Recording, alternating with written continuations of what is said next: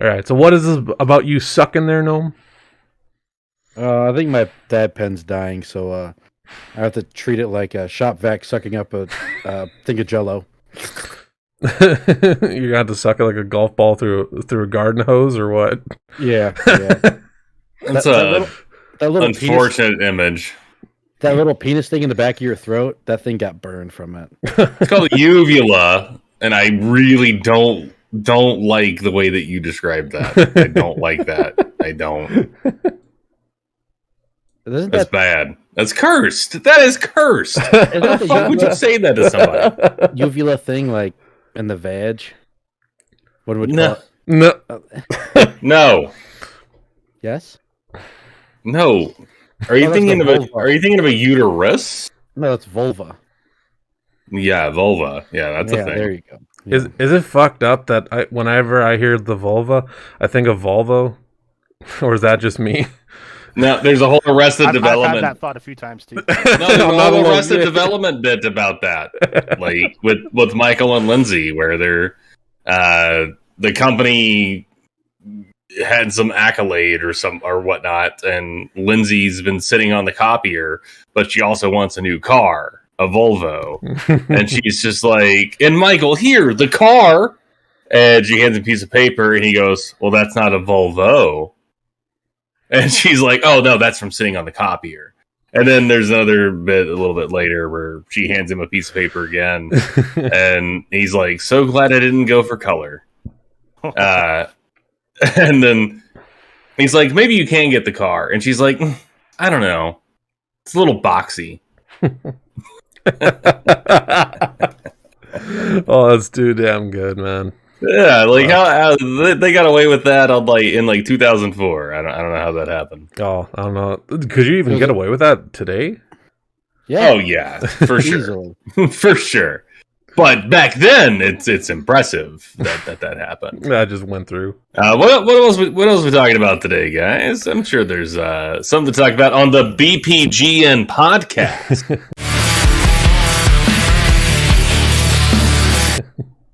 That you all are listening to right now. I am Play Chance Play. Alongside me, as always, I've got the Big Red Gamer. What's up, witches? I've got the Papa Gnome. Hello.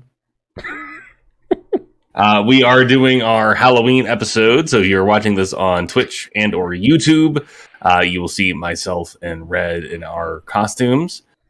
With us today, we also have a Mr. Tim Cleaver, also known as Beardo Nation, joining us. This is Red's guest. Yes, it is.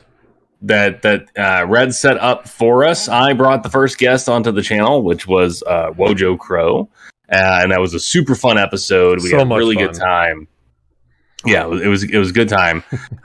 So we are excited to welcome in our second guest this evening. Welcome there, good sir. Welcome, Mr. Tim Cleaver.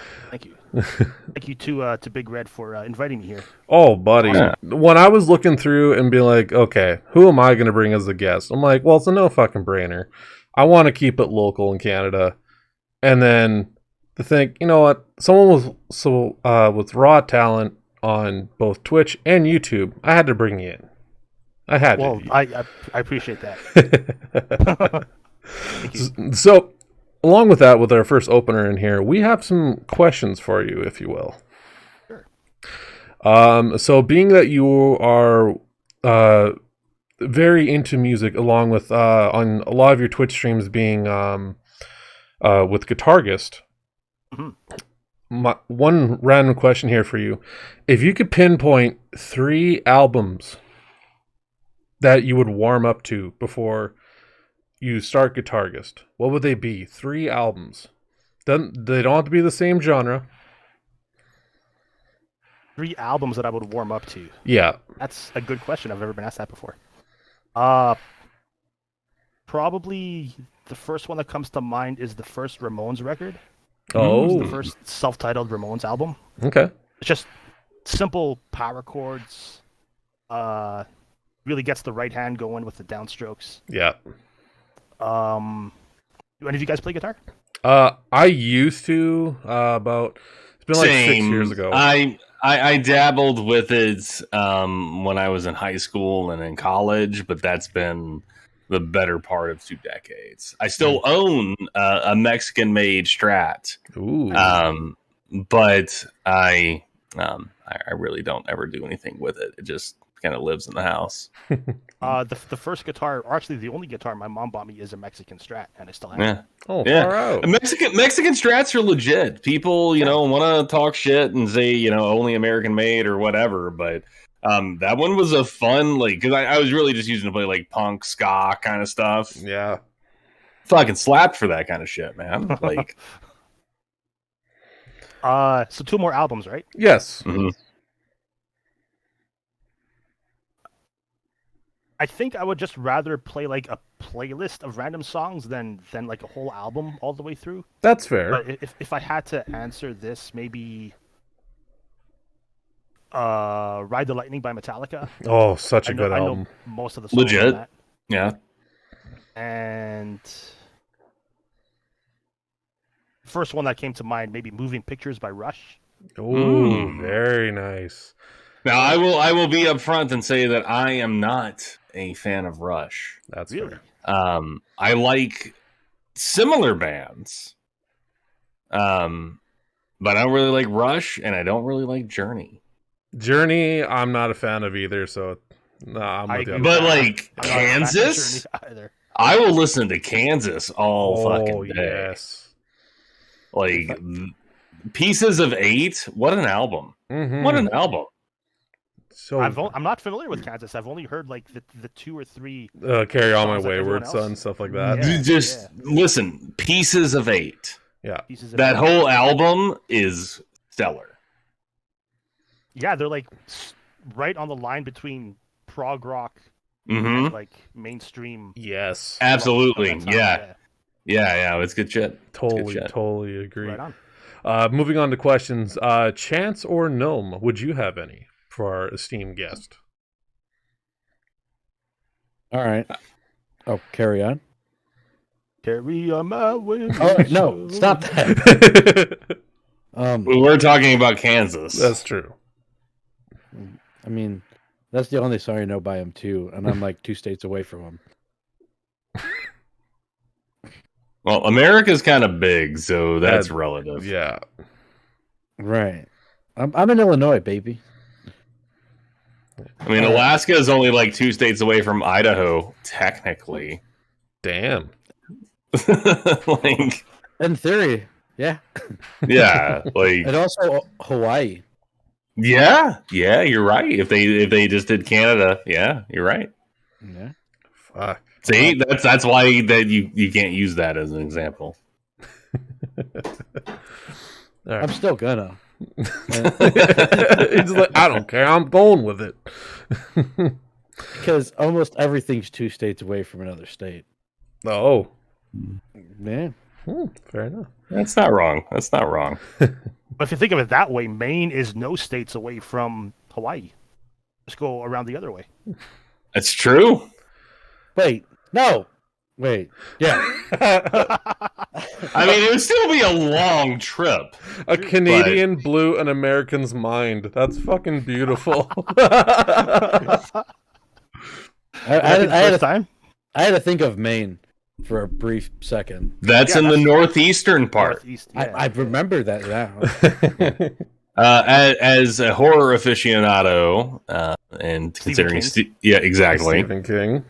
and the majority of his stories are set in Maine. I while never having visited, I feel like I have a pretty good idea of what it's like up there. It's scary. You shouldn't go. Oh. Aren't they known for their lobsters?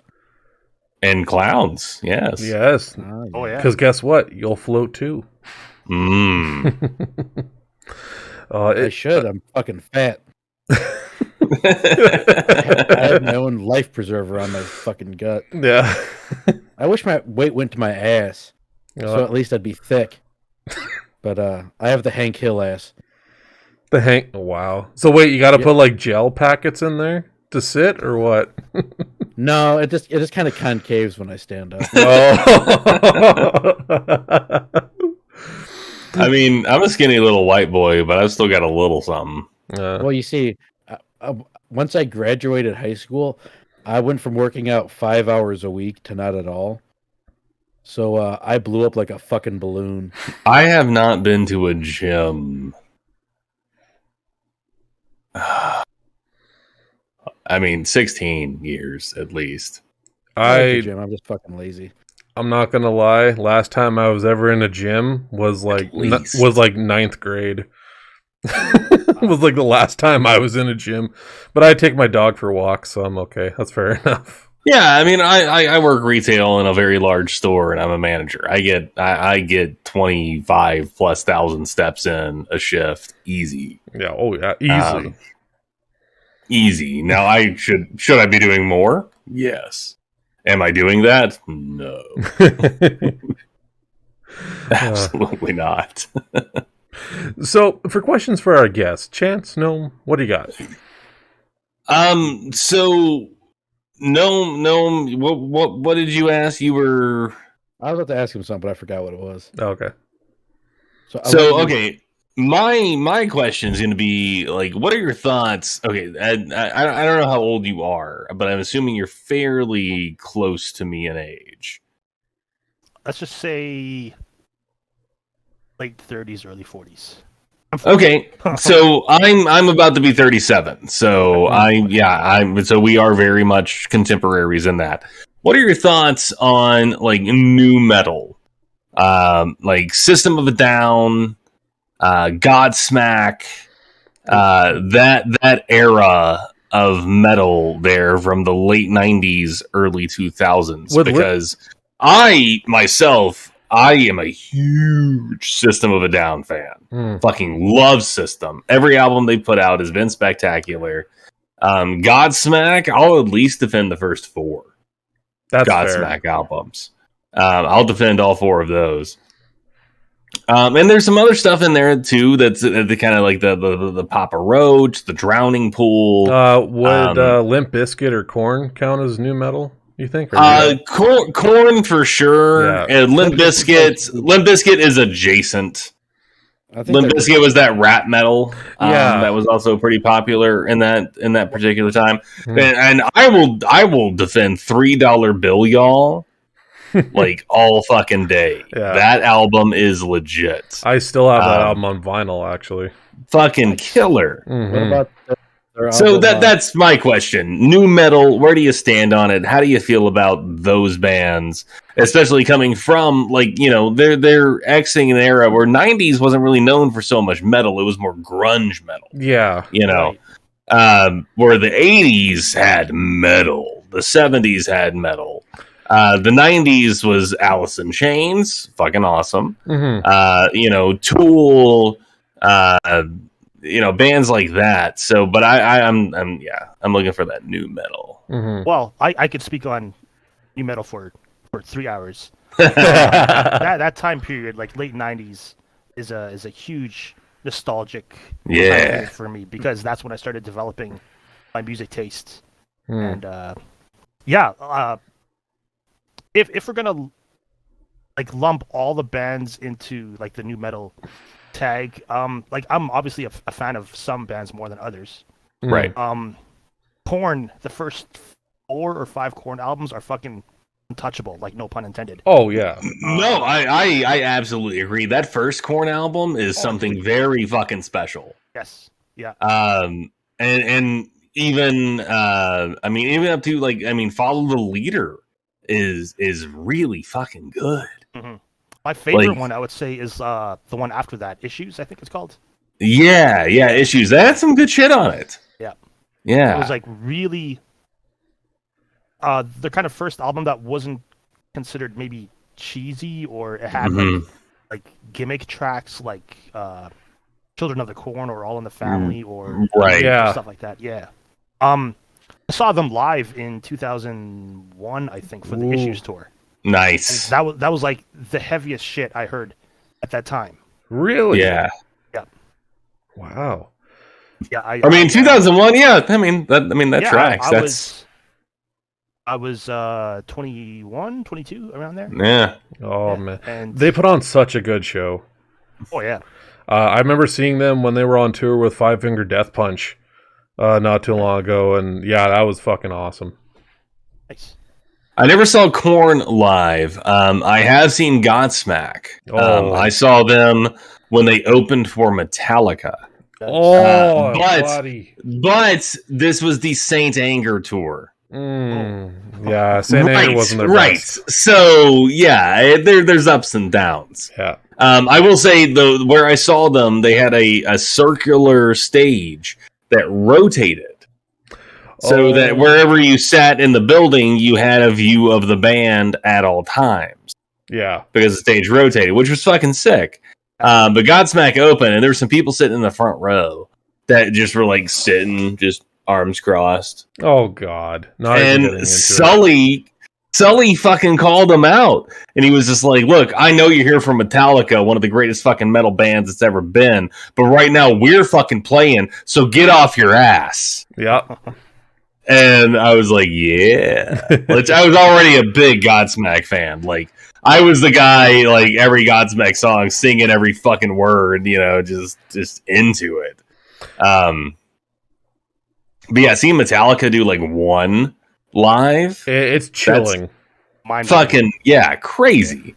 Like, they were, like, dropping stuff from the ceiling, like debris from the ceiling to simulate the war zone. Yes. And, like, yeah, it was some good shit. Yeah, it's like top tier Metallica for me. But yeah, Godsmack is really the only like new metal band that I've gotten to see in person. I've seen a lot of ska bands, but I would love to see System.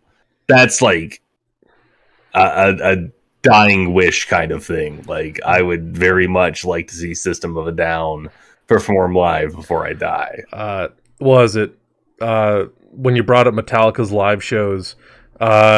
When I got to see them in 2018, when they came through my town, probably the most cool thing, I think they were doing Sanitarium. They were playing the song Sanitarium, and they had like these projection coffins dropping from the ceiling.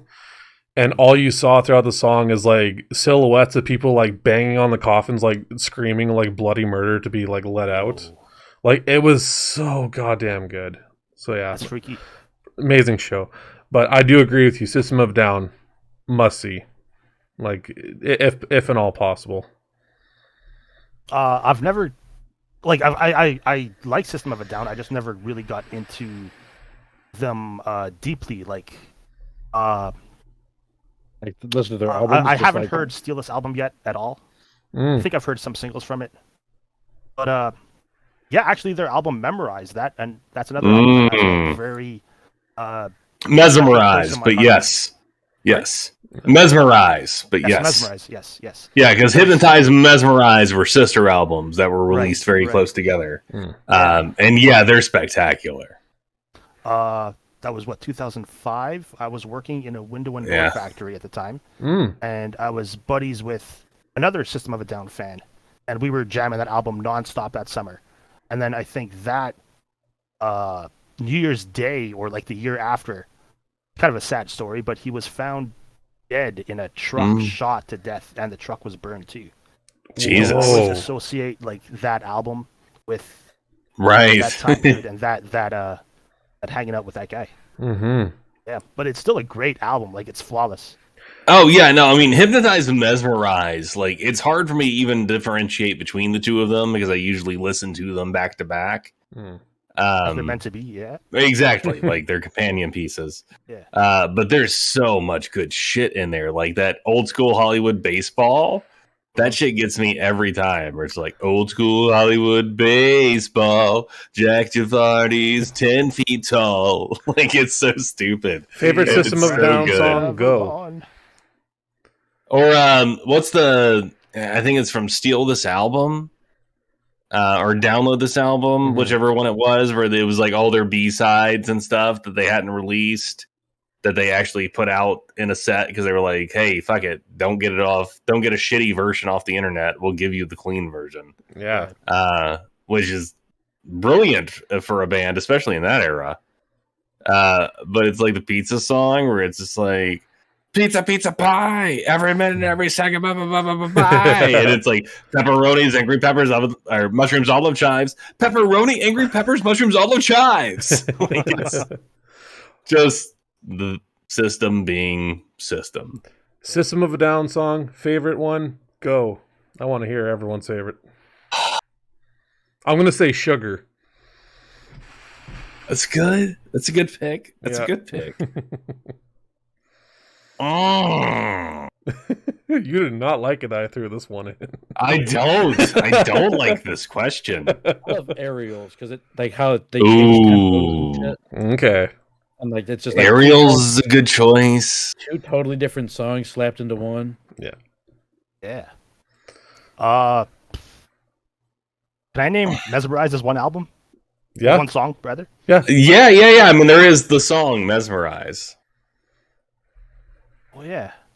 Well, if I had to pick one song, I don't know. I know, one song's tough, man. Cigarro, maybe? Ooh. That is a good jam. Much bigger than yours. My cock can walk back through that door with the feeling so pure, it's got you screaming back for more. Yeah. Yeah, okay, let's say Cigarro. Fair Yeah, enough. no, that's a legit choice. That's But, so like- good. Like, at least the first half of Mesmerize, especially, like, the whole album. Yeah. Like, every song is 100%. I know, and there's like, I mean, I love Lonely Day. Like, that's a fucking amazing track. Such a lonely day. I'm stuck between BYOB. Oh, yes. And Toxicity. No, Chop Suey. Fuck. Toxicity is a fantastic. Both are good songs, but I remember BYOB was the first one I ever heard from Chop Suey. It was at a house party. I heard this and I'm like, it's fucking good. Who is this? Yeah, BYOB is a fucking great track. Oh, yeah. The why do they always send the poor? Yeah. Like, it's well, then someone be like, I don't like when musicians get political, and it's like, Sometimes they're really good. Oh, yeah, I mean, like the guys from like Rage Against the Machine, you know, with like actual like masters. man. Like Tom Morello has a master's in political science. And they're like, why is this musician talking about politics? It's like, because that's like literally what he knows. Yeah. Like, Holy shit. okay, but to answer the final question, I'm going to go with Chop Suey. Chop Suey. Their guitarist had a side project for a little bit. They only had the one song I liked. It was one on Dirt 2. Oh, the Darian Malakian. Yeah, someone like I'm bad at Armenian names. Mm. So is Yeah, the rest Scars of the on world. Broadway, I think. Yeah, that's what it was. Scars on Broadway. They had what song was it that was on Dirt 2? I can't say I've played Ah. the Dirt games. Well, you guys were missing out. Back when Dirt was, really popular, they were fucking solid. Like this, and then the Dirt back in like Dirt 2, Dirt 3, those were great games. Yeah. Never played the first one, but after that they kind of dropped off. Now the series is being milk bloody. So, any other questions we have for our guests? No? Do you have yours? Yeah, what was the exact song where you wanted to pick up the guitar? Like, what was Ooh, that's a good question. Oh, that is a good one. song Yeah. where you're like, this is what I want to do is just learn how to play this act. No. That would be Basket Case by Green Day. Ooh, Okay. nice. Very nice. I had to know how to do the palm muting effect that Billy Joe Armstrong does on the guitar. Mm. Yeah. And yeah, I had to do that. And I even, like, when I first got my guitar, I even kind of lowered the strap so it hung around my knees like Billy Joe. And, Yeah. yeah, I had to do that. Yeah. I remember trying that. I mean, first. not the best way to learn, but a cool aesthetic. Yeah, exactly. I remember trying that when I was learning to play guitar, and I was like, fuck, I can't stay hunched over like this for a while. Bring it up. Yeah. Oh, man. Like, I don't know. Green Day, especially, like, their older albums I still love. There are new ones I can't get with. Dookie was fantastic. Actually, I was The Desert Island album for me. Oh, for me, it's I actually had what was it? Raven asked us this one. What album would I listen to for the rest of my life? And my answer was Green Day's Nimrod. Nice. That's such a good album. Yeah, that one's good. Yeah. American Idiots. I know it's like later of their work, but like that came out right as I was starting college. It's still a good album. I had an MP3 player, not an iPod, an MP3 player that only held so many whatevers. It was a very basic model. But I was walking around college campus. That was like the soundtrack of my freshman year was American Idiot. Such a good album. Man. Just when you mentioned MP3 player, like I could just imagine our listeners, the younger generation, be like, "What the fuck is that?" I'm like, "I know what an iPod is." Like, okay, for all you people who don't know what an MP3 player is, before these big screen things in your hands came around, you had this thing that was like a USB stick with a tiny little screen. You plunked it right into your computer and you got this was 2003. Yeah. Oh man. So that's been a little while ago. I'm still buying CDs here. Yeah. For me, I'm still buying vinyl. So I my last couple CD purchases were before I bought a Bluetooth connector for my car. I was driving in I had inherited an early 2000s Ford Focus hatchback that as soon as I slapped a liberal bumper sticker on, it stopped working because it was from my conservative grandfather. So I'm pretty sure he was haunting it. I had to get rid of that car and get a new one because it wasn't going to work. But I bought Panic at the Disco's Fever You Can't Sweat Out and Nirvana Unplugged. Were the two CDs I bought to have in the car if the radio got boring. Now I've got a Bluetooth adapter, and the only thing I listen to in the car is audiobooks. So I'm that guy now. Oh man, no, sorry for the hard laugh. That was just too fucking funny. But oh yeah, I do believe it's truly cursed or was cursed. I assume it's just that like scrap metal now. But yeah, what kind of car was it? It was remember? It was a early 2000s Ford Focus hatchback. Okay. And it worked great until I put a liberal bumper sticker on it, and then it stopped working. Did it just say liberal on it? No, it was in support of specific candidates. That's fair. With about 8 minutes left into the questionnaire here, anything else we got left for our guests for questions before we get into some topics for the Halloween season? Yeah, if you were to be able to merge some of your favorite genres of music together, what would the genres be, and what would you want to get out of that? Or what that sound? That is the perfect I've said this fucking a few times question. Before. But I'll change it slightly now. The brutal heaviness of a band like Neurosis with the keyboards of Deep Purple. Ooh, that's a good one. The whole prog aspect of bands like that, like bands like Yes and Rush and Genesis and Pink Floyd, like the odd time signatures. I'm a huge sucker for odd time signatures, trying to figure them out. Yeah. So if a band exists like that with the brutality basically of Neurosis, with the wackiness and the kind of unpredictability of a band like Yes, that'd be so sweet. Man, Mastodon is close. Oh, yeah. We're not there yet. Yeah. And that's a good answer. And you do have a dedicated, you're still doing your guitar streams, and you have like, and I fucking love it. You have a dedicated Mastodon and Metallica Mondays where that's majority of what you play on your stream. Yeah. Which, oh man, it's a lot of fun. Oh, what's your favorite Mastodon? Like top 3 songs by Mastodon? Ooh, Hearts Alive.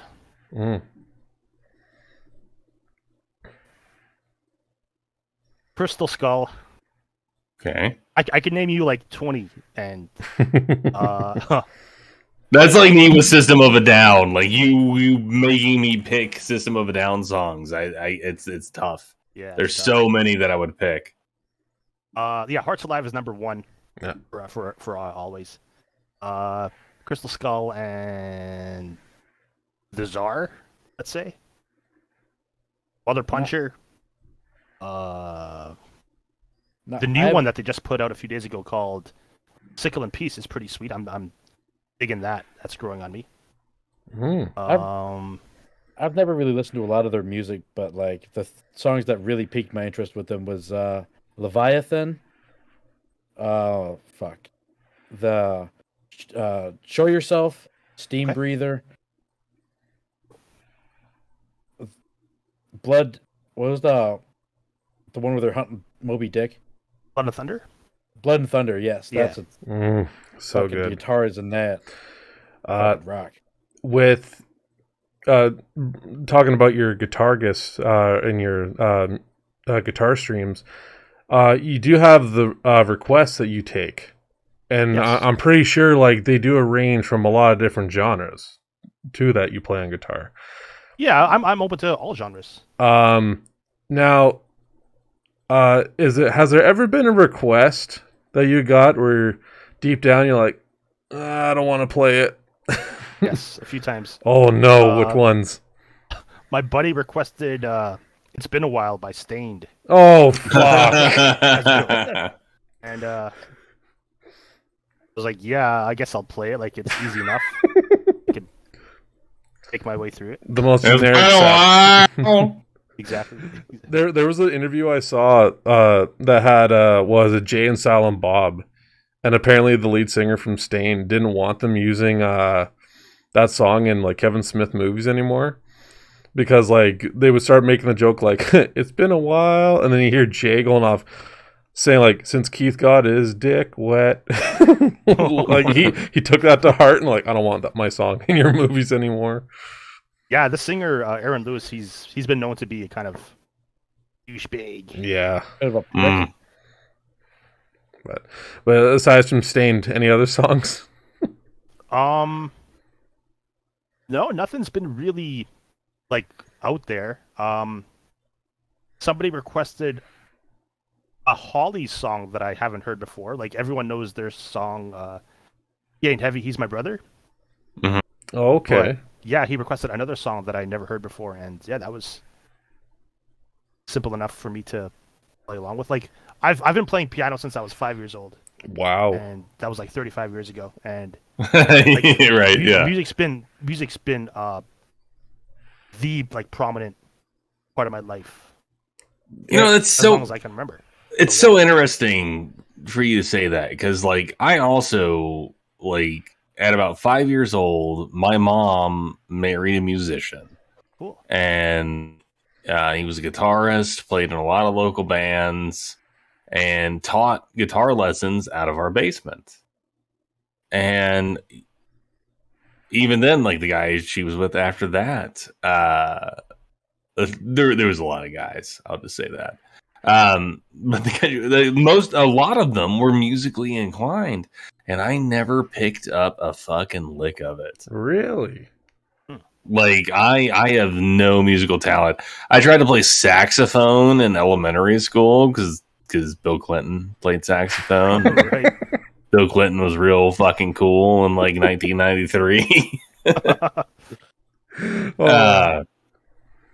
So I tried to learn to play saxophone.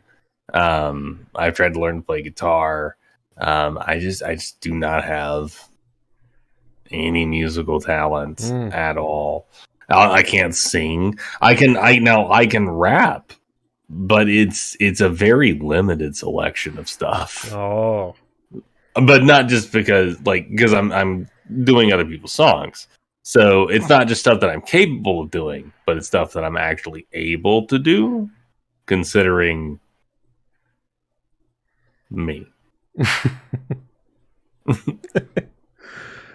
I'm not allowed to do a lot of it. And that's fine. I don't want to do those. But yeah, guys like Flowbots, for sure. I can do some Flowbots. What are Flowbots? Yeah. Flowbots. It's a I don't even want to say rap group. There's the group that does like very speedy Cake style. Like if Cake was rap. Okay. They had that one song, Handlebars. Yeah, Handlebars. Exactly. Yeah, Handlebars is great. I can do the entirety of Handlebars and fucking kill it. That song was the bee's knees when I was a kid. The bee's knees? The bee's knees. The cat's pajamas. Yes. Are those both coming back now? I don't know about that, but the dog's paws are. That's one I've never heard of. The one I grew up with was the cat's meow. That's about it. Yeah, when I was working with, back, I guess. There's one guy I was working with. I would do him like a little favor at work, and he goes, "Thanks, man. You're the cat's pajamas." And I was like, "That's cool. I'm taking that, but I don't know what that means."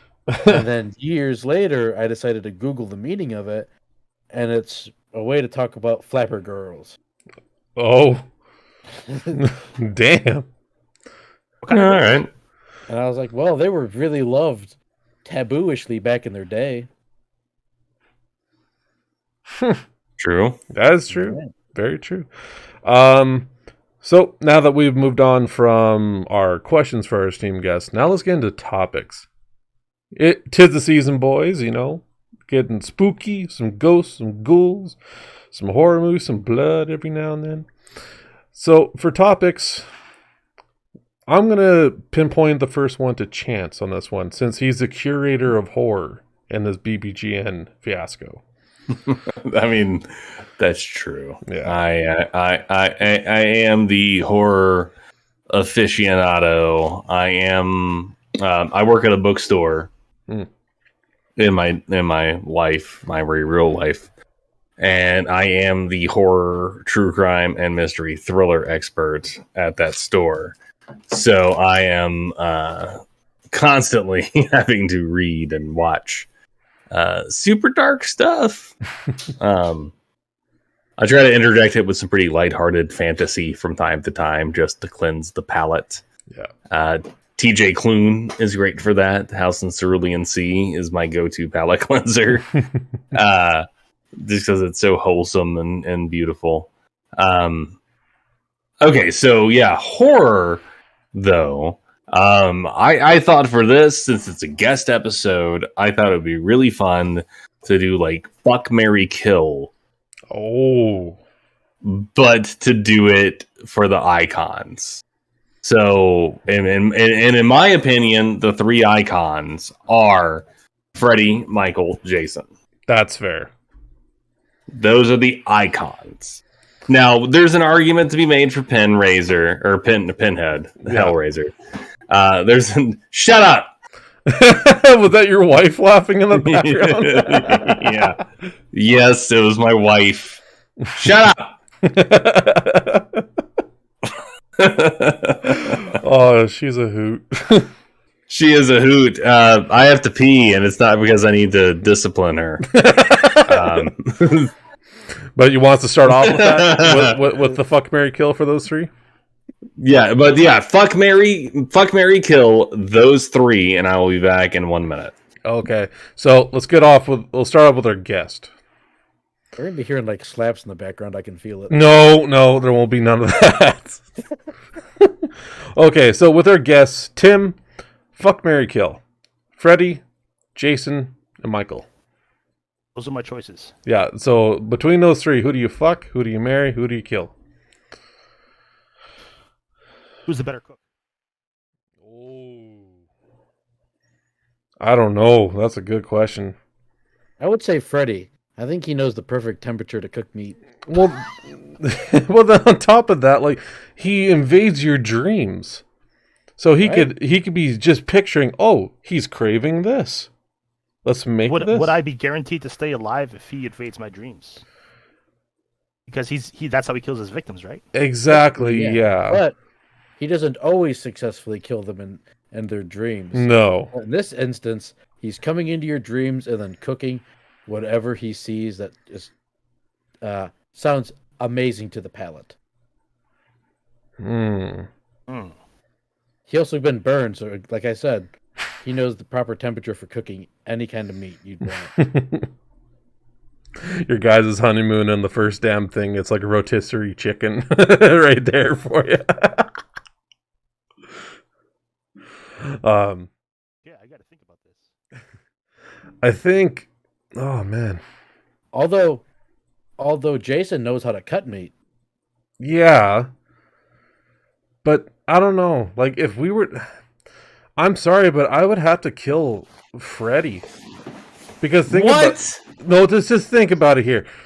If you and Freddy get a divorce or things go south, that bitch can haunt your dreams. That is the worst ex you do not want in your life. Every ex haunts your dreams, baby. But this one can like literally just cutthroat you in your sleep or you daydreaming. Oh no, whatever shall I do?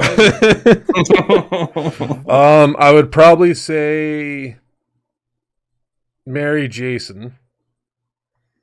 And then Really? Yeah. With all of those mommy issues? Yeah, fuck, you're right. I didn't even think about that. Son of a bitch. He's got all the mommy issues. But he doesn't talk though. Has Jason issues. Well, But he knows how to cut meat.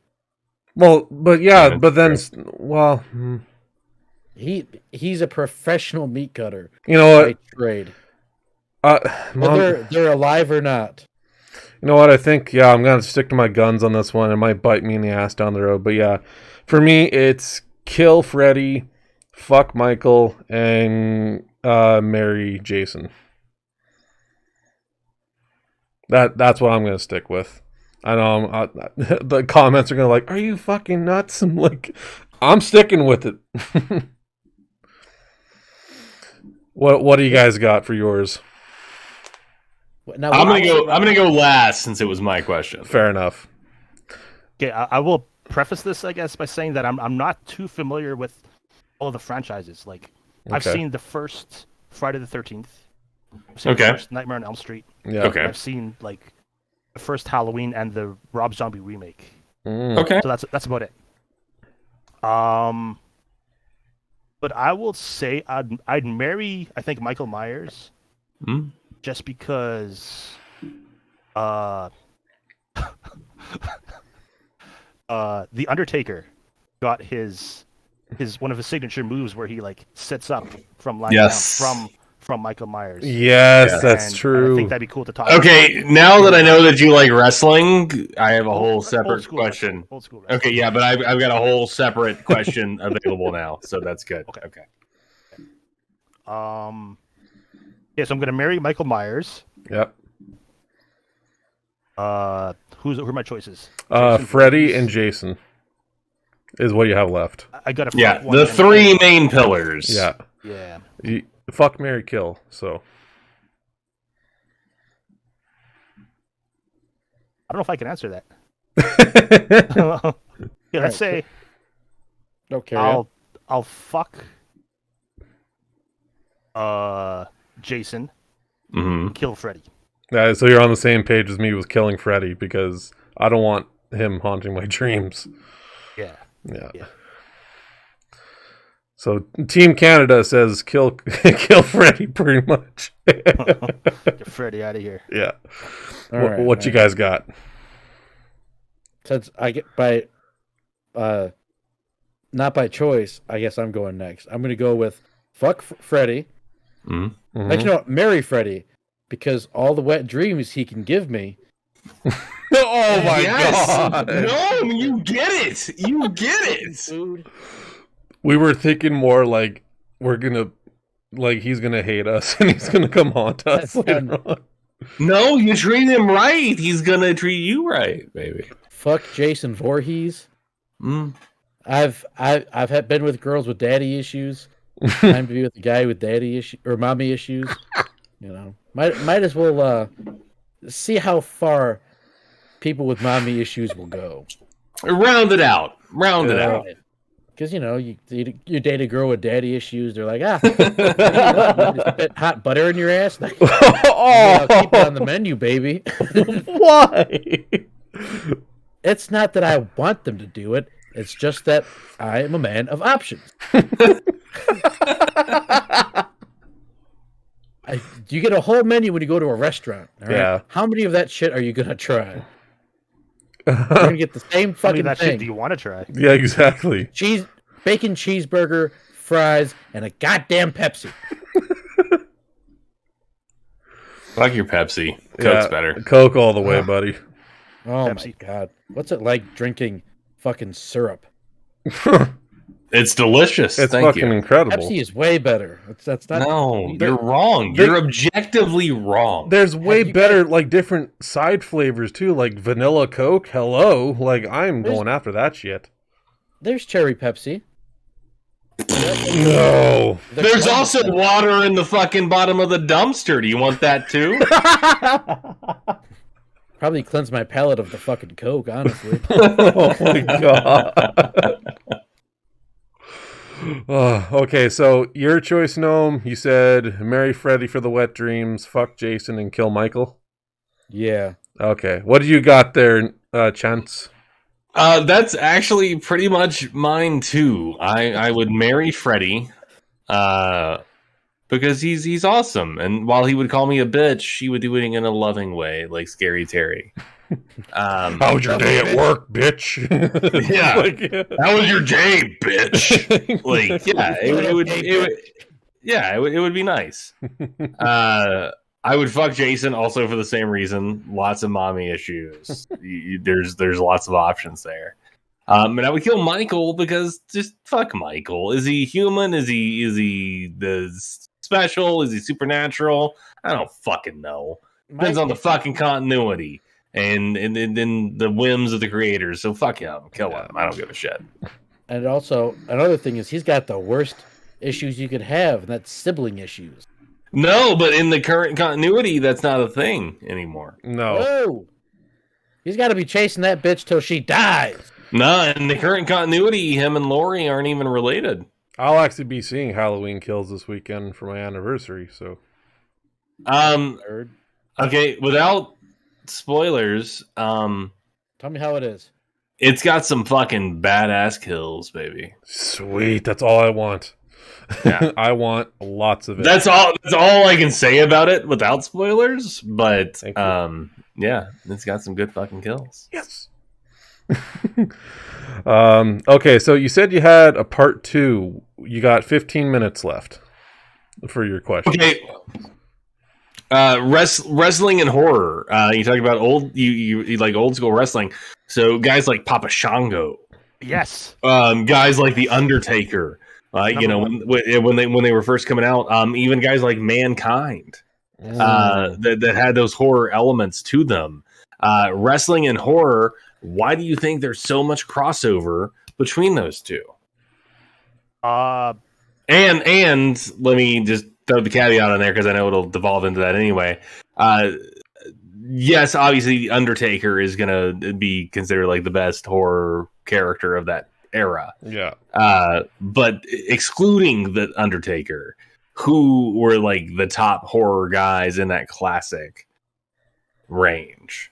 Well, it's funny you mentioned Papa Shango because that was like, I think a memory even earlier than The Undertaker, where he put a curse on the Ultimate Warrior and he made him, he walk backstage. Yeah, when he was like bleeding black from his scalp and shit. Like, yeah, that was some good shit. Watching that on a Saturday morning. Yeah, that was like 1992 or something. Yeah, that was disturbing to a 10-year-old kid. Yeah. And yeah, did you know Papa Shango is the same guy, The Godfather, Charles Wright? Yes, Charles No Wright. way. Yes, he played The Godfather. He also played Kamala. Or no. I'm wrong. It's not Kamala. Or Kamala. It was Kamala. Kamala Mustafa. It was part of the Nation of Domination. Yeah, I think it was Kamala. Yeah, pretty good. Yeah, so he played a few different roles over his WWE career. But shit, I mean that opens the door for Kane as well. Yeah. Since he played Dr. Isaac Yankem, DDS, back in the mid-90s. Yes, and he was Fake Diesel. Yeah. Before he finally landed Kane, which got him into the Hall of Fame. Yeah. Like, he's a Hall of Famer. I met him a few years back, got my picture with him with the mask on, with his hand around my neck to do the choke slam. Nice. I wanted him to actually lift me for it, but he said he couldn't because insurance wouldn't let them do that. I heard he's one of the nicest wrestlers there is. He was a sweetheart when I met him. He absolutely was. Yeah, he went out of his way to be kind. Awesome. So yeah, that's good. But yeah, like Papa Shango, like that was some good shit, right? So, like back in the day, like that classic horror era of wrestling. Yeah. Going back to your question, why you think wrestling and horror work together? I heard this quote recently. Well, I won't say it's a quote, but like in wrestling, you could be anything you want. And I've always thought, especially recently, that wrestlers are almost like superheroes, where they're larger than life and they perform death-defying stunts and they entertain, and it's just something that speaks to me. Like I'm a fan of horror and the occult and stuff like that. And yeah, that's when that like crosses over and kind of starts to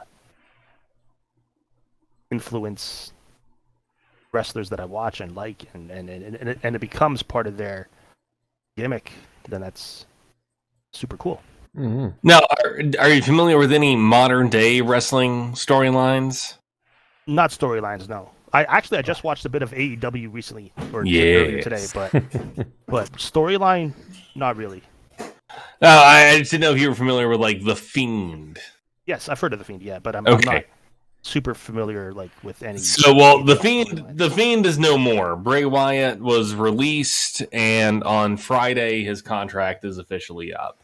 From WWE. From WWE, yes. Which means that he'll be able to go anywhere he wants. And he's such a huge talent. But I mean, his mask for The Fiend was designed by Tom Savini. No way. Oh, really? One of the masters of horror makeup.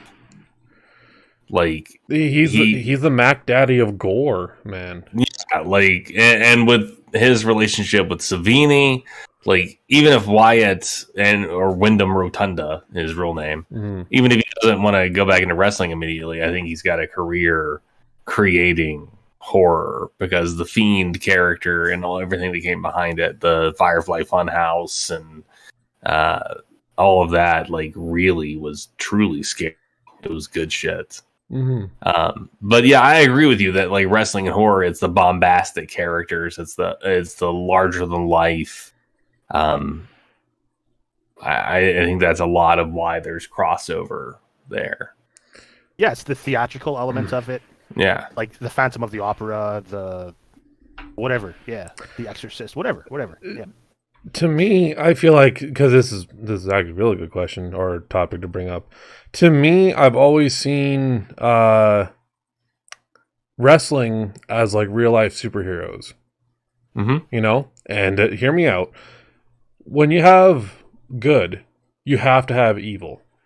You have to have that dark, sinister, complex to it to add to, the good, or in other cases like the heel almost. So like that's where I feel like, when you have people like Kane, Undertaker, list goes on of how many like those dark, evil looking characters in there. It works just as well as, superheroes and villains in comics, almost. Mm-hmm. So Definitely. Well, yeah, I mean, it's heels versus faces. Yeah. You know, like the base level good versus evil works just as well in wrestling as it works in any other medium. Yeah. And, you know, sometimes the heel wins. Sometimes the bad guy wins. Mm-hmm. Sometimes the best story is the face chasing the title. Mm. You know, against the dastardly evil, monstrous heel. Yes. And that's one of the main storylines in AEW right now is, you know, Hangman Adam Page, the ultimate babyface, going after Kenny Omega for the AEW championship. And it's going to be a banger at Full Gear on November 13th, baby. Damn, you got that marked on your calendar and everything.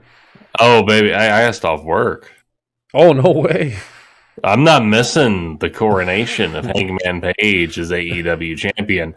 I've been with AEW since the very beginning. I've been waiting 2 years for this fucking payoff. It was like, I ain't missing shit. No. Well, that's dedication. Gnome, what do you have to say for this topic? Everything that I could even say has already been said. Oh, fair enough. Well, other than like, I really wish that, you know, they'd delve more into, I'm not trying to say it, but like AAA movies with like a lot of these WWE wrestlers. You mean like kind of like how like Rock and Cena and them are doing? Yeah, but like horror. Oh, well, they had See No Evil.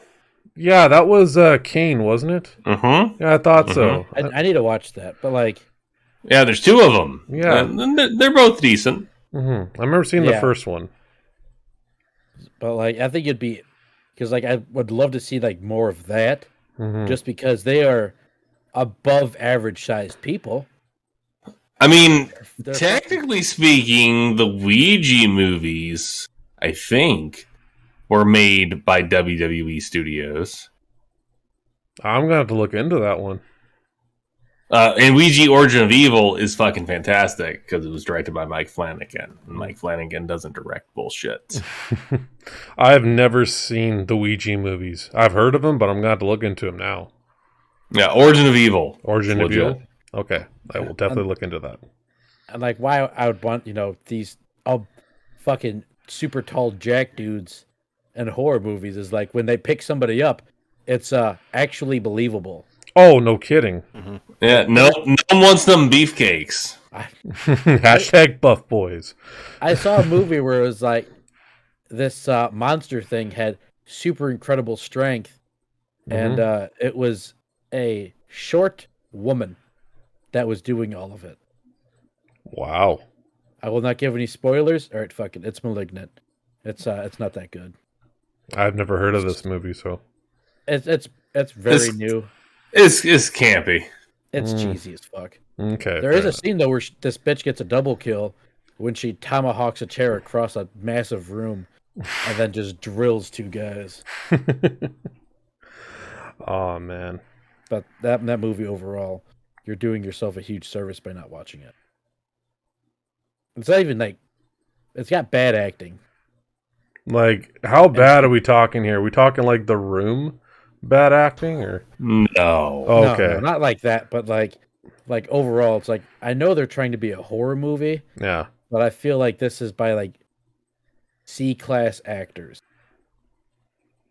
Okay, so kind of like really not even trying kind of deal. Yeah, it's kind of like this was the first gig I could pick up ever. And like this is not believable at all. No. Yeah, that's fair. So any other topics we're moving on to from here?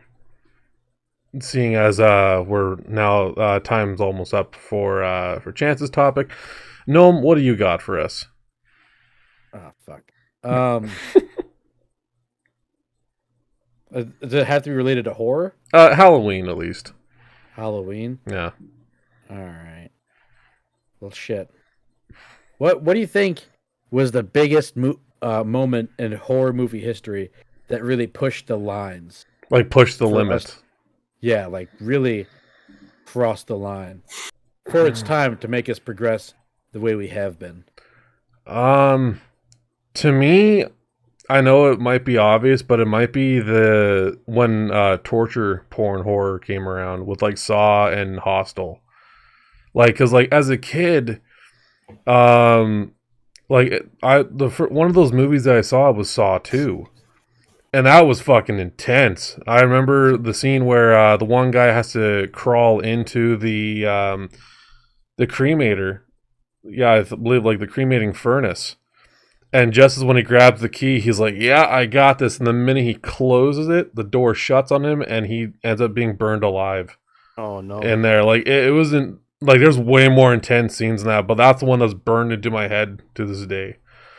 So, Tim, does it also bother you when they talk about when they were a kid and they watched movies like this? Kind of makes me feel old, yeah. Yeah. Well, Yeah. I'm only 29, so I'm not too far. I could be like the middle child, like second cousin to you two. So, yeah, it's just like, oh, when I was a kid and I watched Saw 2, and it's like I was an adult when that came out. Yeah. Like I'm kind of used to that now. Yeah. Where, yeah. Back where a in lot my of day. stuff I hear is like when I was a kid, but whatever. Yeah. Back when I was a boy. Knee high to a grasshopper. That's why when you were like, oh, younger, and that's why I was like, oh yeah, Papa Shango and the Ultimate Warrior, because I knew the era. Yeah. I could pinpoint. What about you, Tim? Oh, sorry, you did more to add on to that? No, I'm all done. Before Red mentioned his picks, I was gonna say maybe the Devil's Rejects. Ooh. I would agree with his choices more. Mm-hmm. Because I think like Saw and Hostel came out before the Devil's Rejects, and I mean, yeah, just like the torture porn. That sounds about right. Yeah, Rejects was subgenre. 2005 or 2006. I don't remember exactly Yeah, which around year. there. Yeah. Mm-hmm.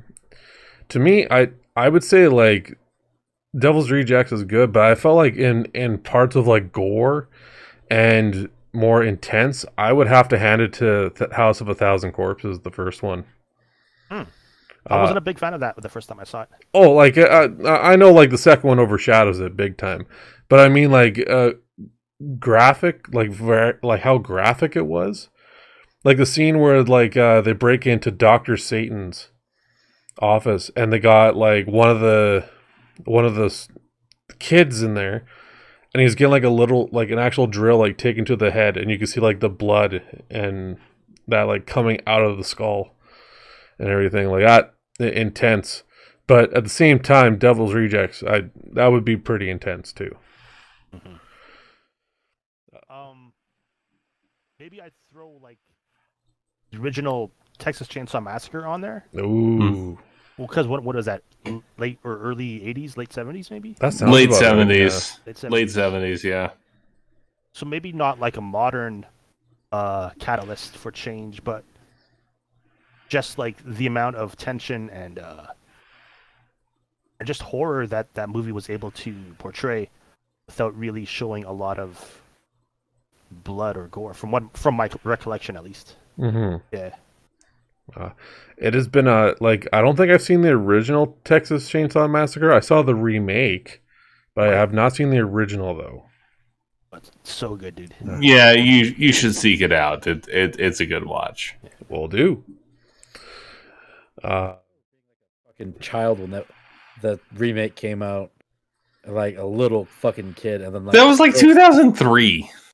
I was born in '97. Now I Think know about that. Now I know what it feels like to get a white hair on my beard. Yeah, like mine's not like mostly fucking silver at this point. Before, when we started this podcast, that thing was super brown, and then I noticed after we started recording, it's just more and more white in that thing. You're just making it look like we stress out PCP that much. Us little young ass punks stress out him so much. He's gone into Silver Town right You now. see, I didn't say we. I was saying more you. Nah, that's mostly me doing it. Yeah. Because I could say the dumbest thing in the world, not mean it at all, Yeah. And Chance looks at me like I'm a fucking idiot. Well, you did shit on the champagne of beers. It's true. Yeah. The piss water? Oh, I'm sorry. I could find Miller Lite that. High Life? I could find that clip. Don't you worry. Champagne of beers. Champagne also tastes like bubbly piss, so All right, well, just because you've got an underdeveloped palate, you don't have to take it out on the rest of everybody. I drink the finest scotches that I can afford. Okay, there, Cuba Libre. You go on away with your. You go on ahead with your Cuba Libre. Your 619 bullshit. We'll stay with the champagne of beers. Classic. But so Chance, Canadian best. how about you, Chance, for horror there for film that for Gnome's topic? Now, what exactly was the question? What do you think was the moment on film that really pushed the limits, that really crossed the line, that really people were like, "Holy shit, they did that," and that made it so we could do the shit we do today?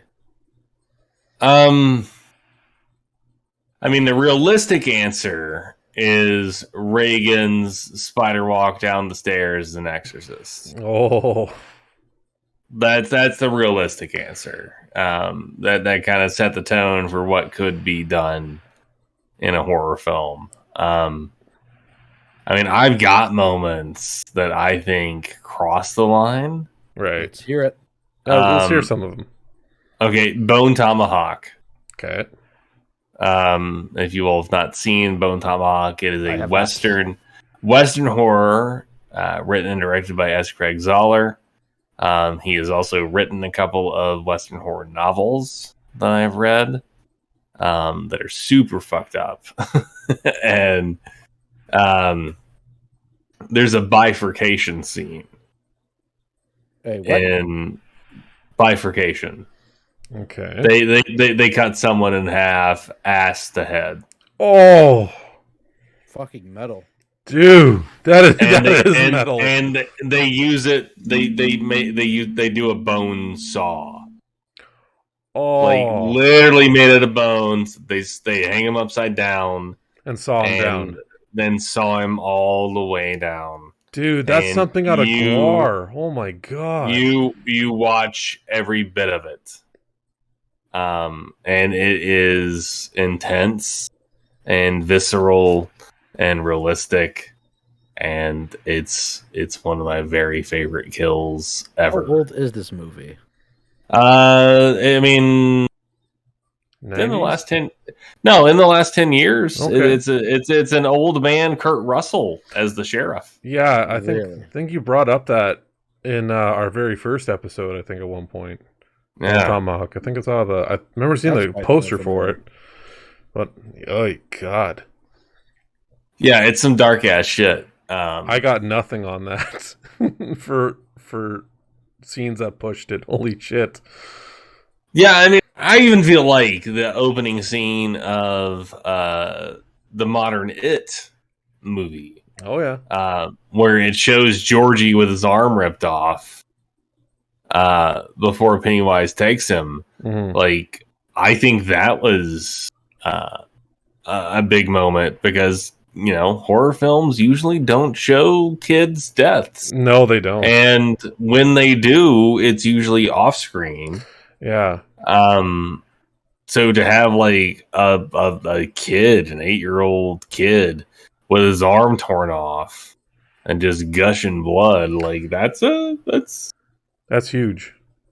yeah, that's not something you normally see in a horror film. Wouldn't the rating go up on that movie then? Like I can't remember what the rating was for that initially. It was R.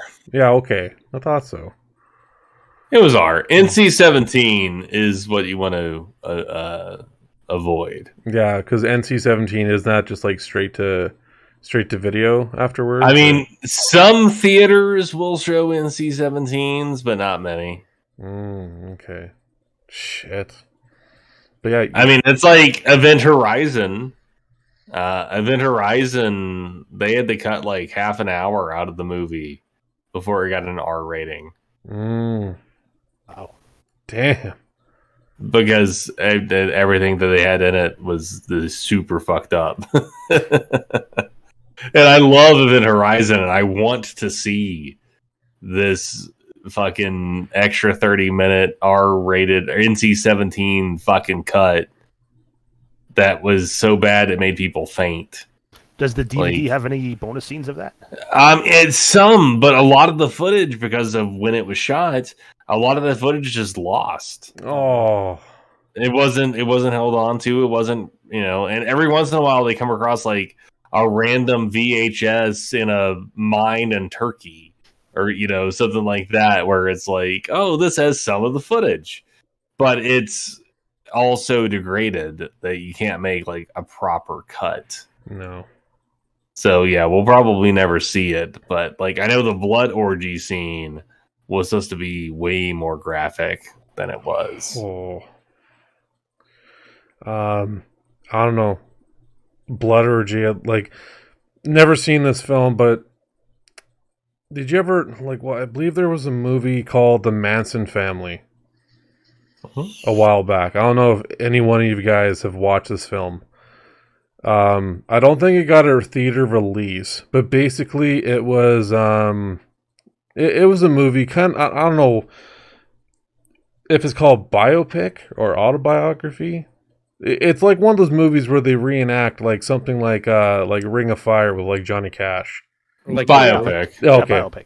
And so basically it was basically, Charles Manson, the cult leader, rounding up all the Manson family and everything. And like, of course, it showed all the really raunchy shit of like the Manson family, like, screwing with one another, raising kids in their own like little family. And then I remember the scene I had to look away from, just because you mentioned blood orgy, they were doing like a ritual, a sacrifice around a fire pit. And they found this stray dog and sadly had to like cut its throat. And they were, with a chalice, they're like drinking the blood. I don't know if it was fucked. Beyond belief. Sorry, just hearing the blood orgy, I just had to pop off right there. We've unlocked a memory. Yeah, pretty much. I mean, yeah, if you want to go that route, like Cannibal Holocaust, like the director actually... Just thinking that too, yeah. Yeah, the director actually had to go like into court and be like, no, I didn't actually murder these people. Yeah, wasn't there another film similar to that? It was called Green Hill or... Cannibal Island? No, I think Green Hell is a game. I'm not sure if it's a movie. No, I don't know. It's a video game. I remember it was Green something, and it was people in like the Amazon or something like that, and it had to do with like this, I don't know, some tribe killing them and whatnot. It was like very graphical. It was very controversial. I'll have to look up what the hell that movie was. I didn't see it, but I remember it was quite the controversy when that came out too. But it sounds a lot like Cannibal Holocaust as well. Yeah, maybe. Mm-hmm. Yeah, maybe along those lines. Who knows? It might even be Cannibal Holocaust too. But I do remember hearing about that. Like, yeah, he had to go into court for all that. So like, no. I think there's also a Japanese director from Japan who had to go into a Japanese court because his movie was so detailed. A Japanese director from Japan. Yes. Yes. I mean, not like a Japanese director in America doing it. I mean, he was in his homeland making this movie. Then the people there were like, "This is fucked. He murdered those people. We watched it. We paid 5 yen for this shit." No, it was. I'm just laughing at Chance's delivery on that. A Japanese man from Japan. I wanted to specify that he was in his homeland, and then they put his feet to the coals for a fucking movie. Oh, holy shit! And like he brought them out in the court too. He's like, "See, they're not dead. They're right here." But like, I don't know. I'm sure a lot of people going into a horror film, they could put 2 and 2 together. If it was like a kid, it was like, oh my god, they're actually dead. And it's like, no, they're fine. They got families to go home to. It just, I don't know. Once it hits media, then it just blows blows up, just like any other controversy, sadly. Yeah. So, yeah. And you were all wrong.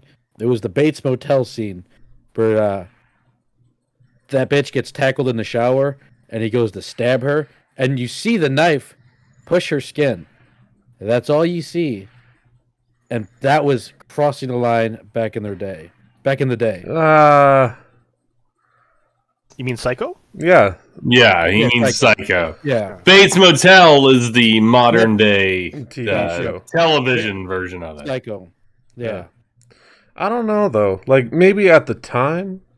I mean, that's what made it so we can do, like, that's what pushed the horror genre to go even further. I feel like that was the first violent act that you could actually see in a horror movie like that. Okay, I could kind of see your point on that.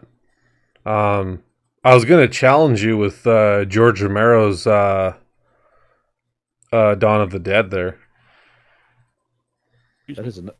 That's a fantastic movie. Oh I yeah, remember watching that with my brother, and that was horrifying.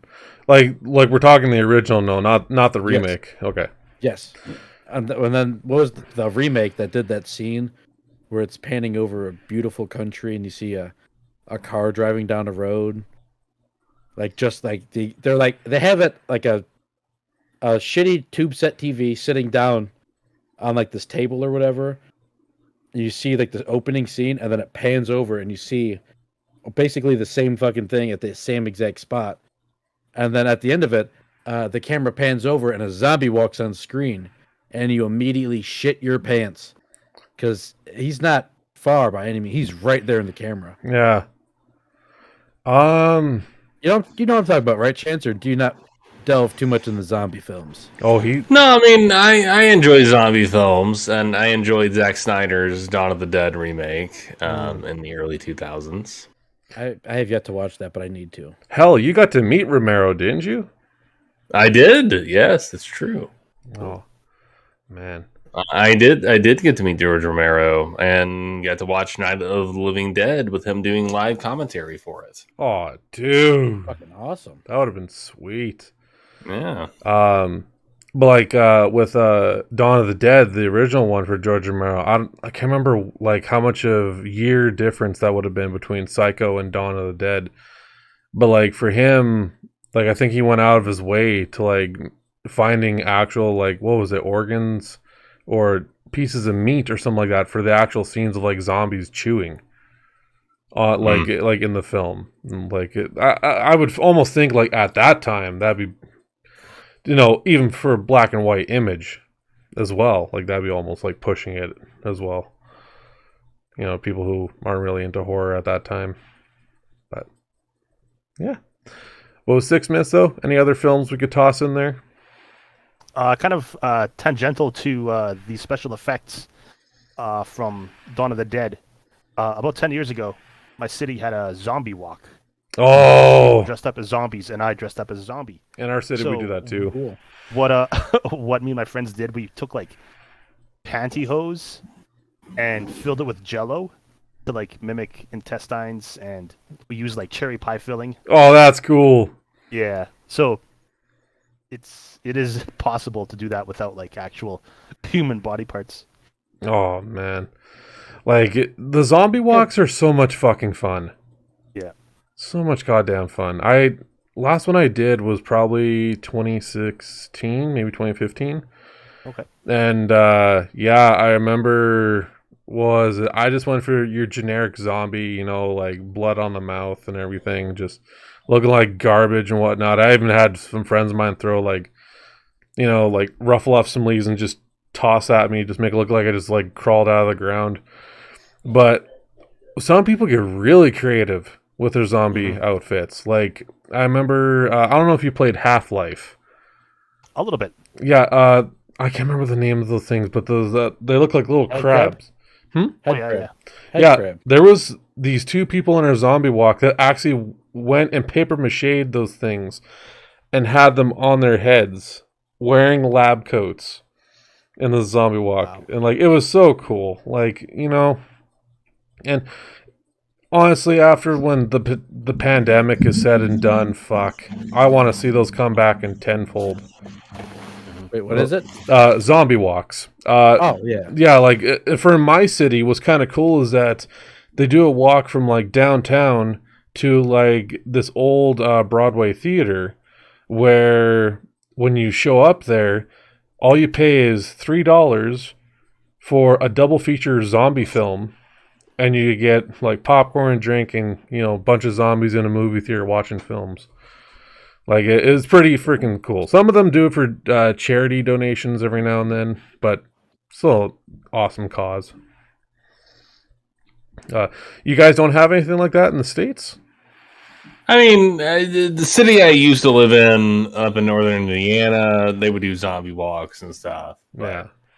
Yeah, here where I am, we've got an amazing like scare park nearby. It's like about a 15-20 minute drive out of town, but is like a 15-acre scare park, and they actually get like real horror actors to come in and like play the characters. Like this year, they've got the guy that played Leatherface at Texas Chainsaw 2, dude, playing Leatherface at the park. That's cool. No, like the most like at least in my hometown, like we did have the zombie walks for a while, but we have like haunted corn mazes, and then as well on top of it, there's like these services you could pay. I think it's like a $5 fee that they'll actually give you like a roadmap to like the haunted places in your city. And you could actually like sync up your radio to someone like, doing like a recording of like why this place is haunted and what is expected to be there. That'd be sweet. And yeah, like my wife and I might do that this year. Might. So definitely looking forward to it as well. Any other films we want to toss in here with like 4 minutes left on this topic? The only one I'd say was already brought up, and that was fucking, what movie was it? That's not important. It's already been talked about. I would almost say like Army of Darkness to like make campiness. Oh, make campiness popular again? Oh yeah, like make campiness okay. Because there's so much that grew from Army of Darkness, right? Oh like, yeah. Isn't that like that? This is my boomstick. Is it that movie? That's the one. Yeah. Okay. All right, you primitive screwheads. There's a movie called Dead Alive that reportedly has the most fake blood in a movie ever.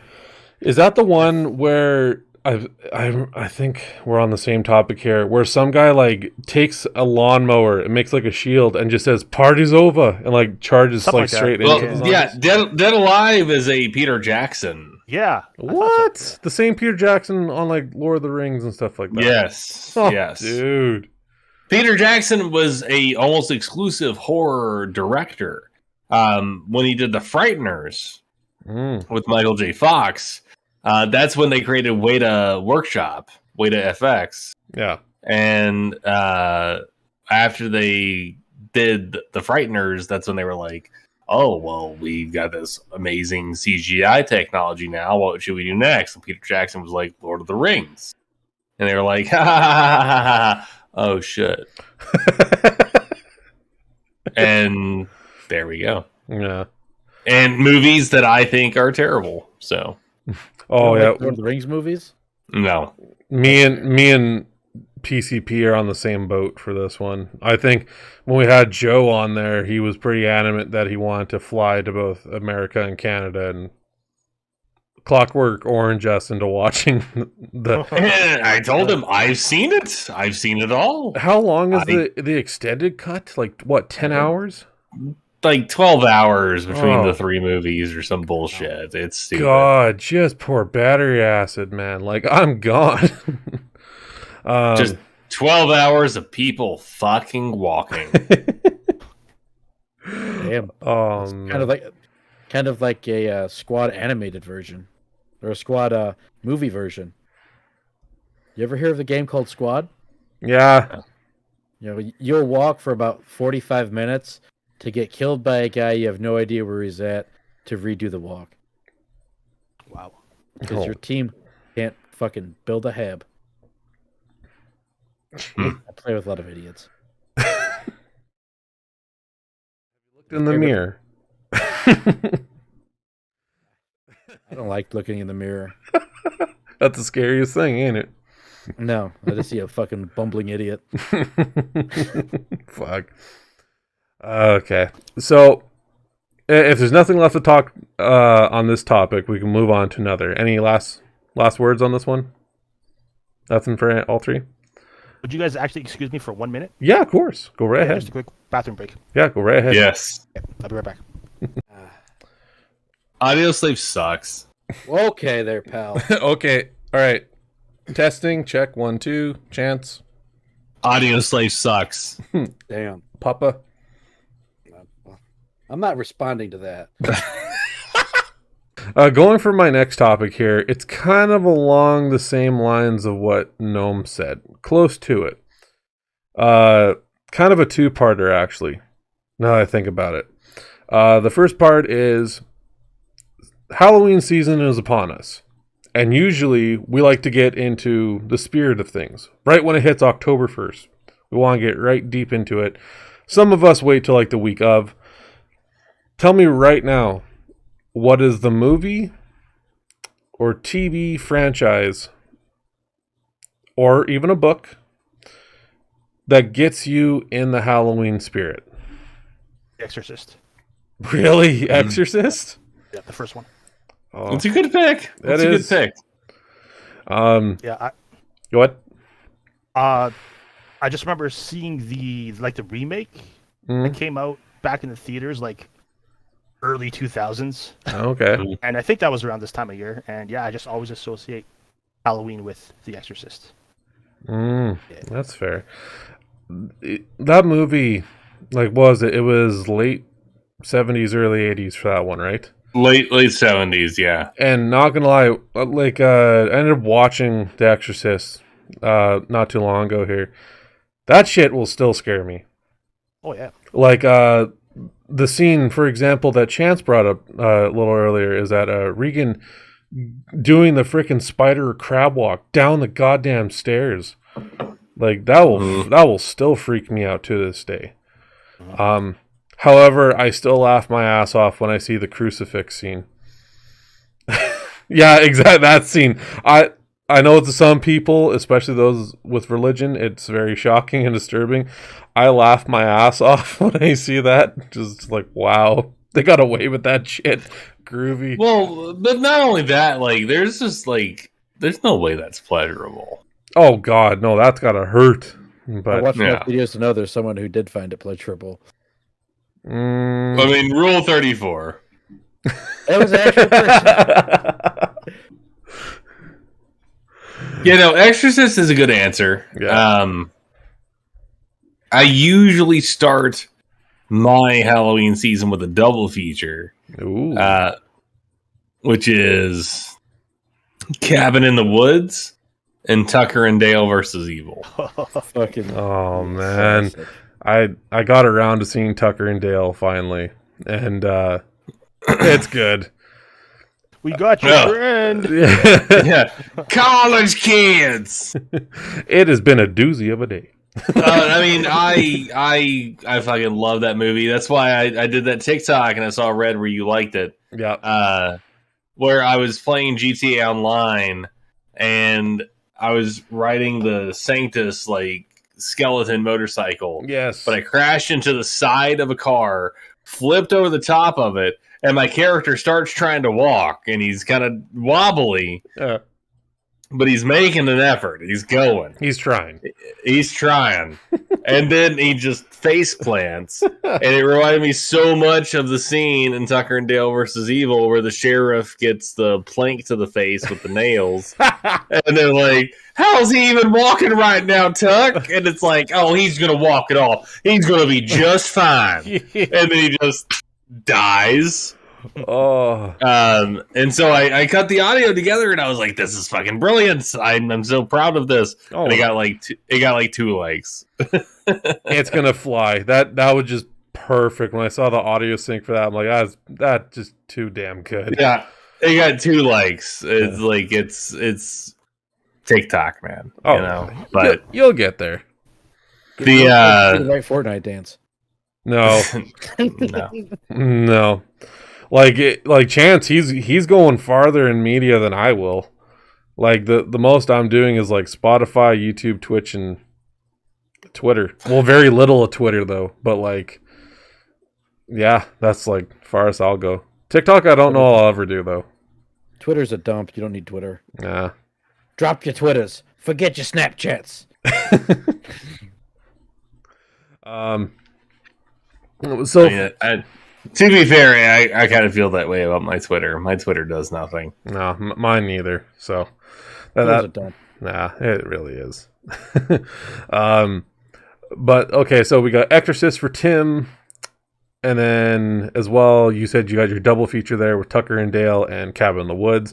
Which Cabin in the Woods, who if any of you have never seen that film, do yourself a favor, step away from the podcast, pause us if you will, and watch that film. That is probably like it is a horror movie love letter to like all the cliches. Yeah.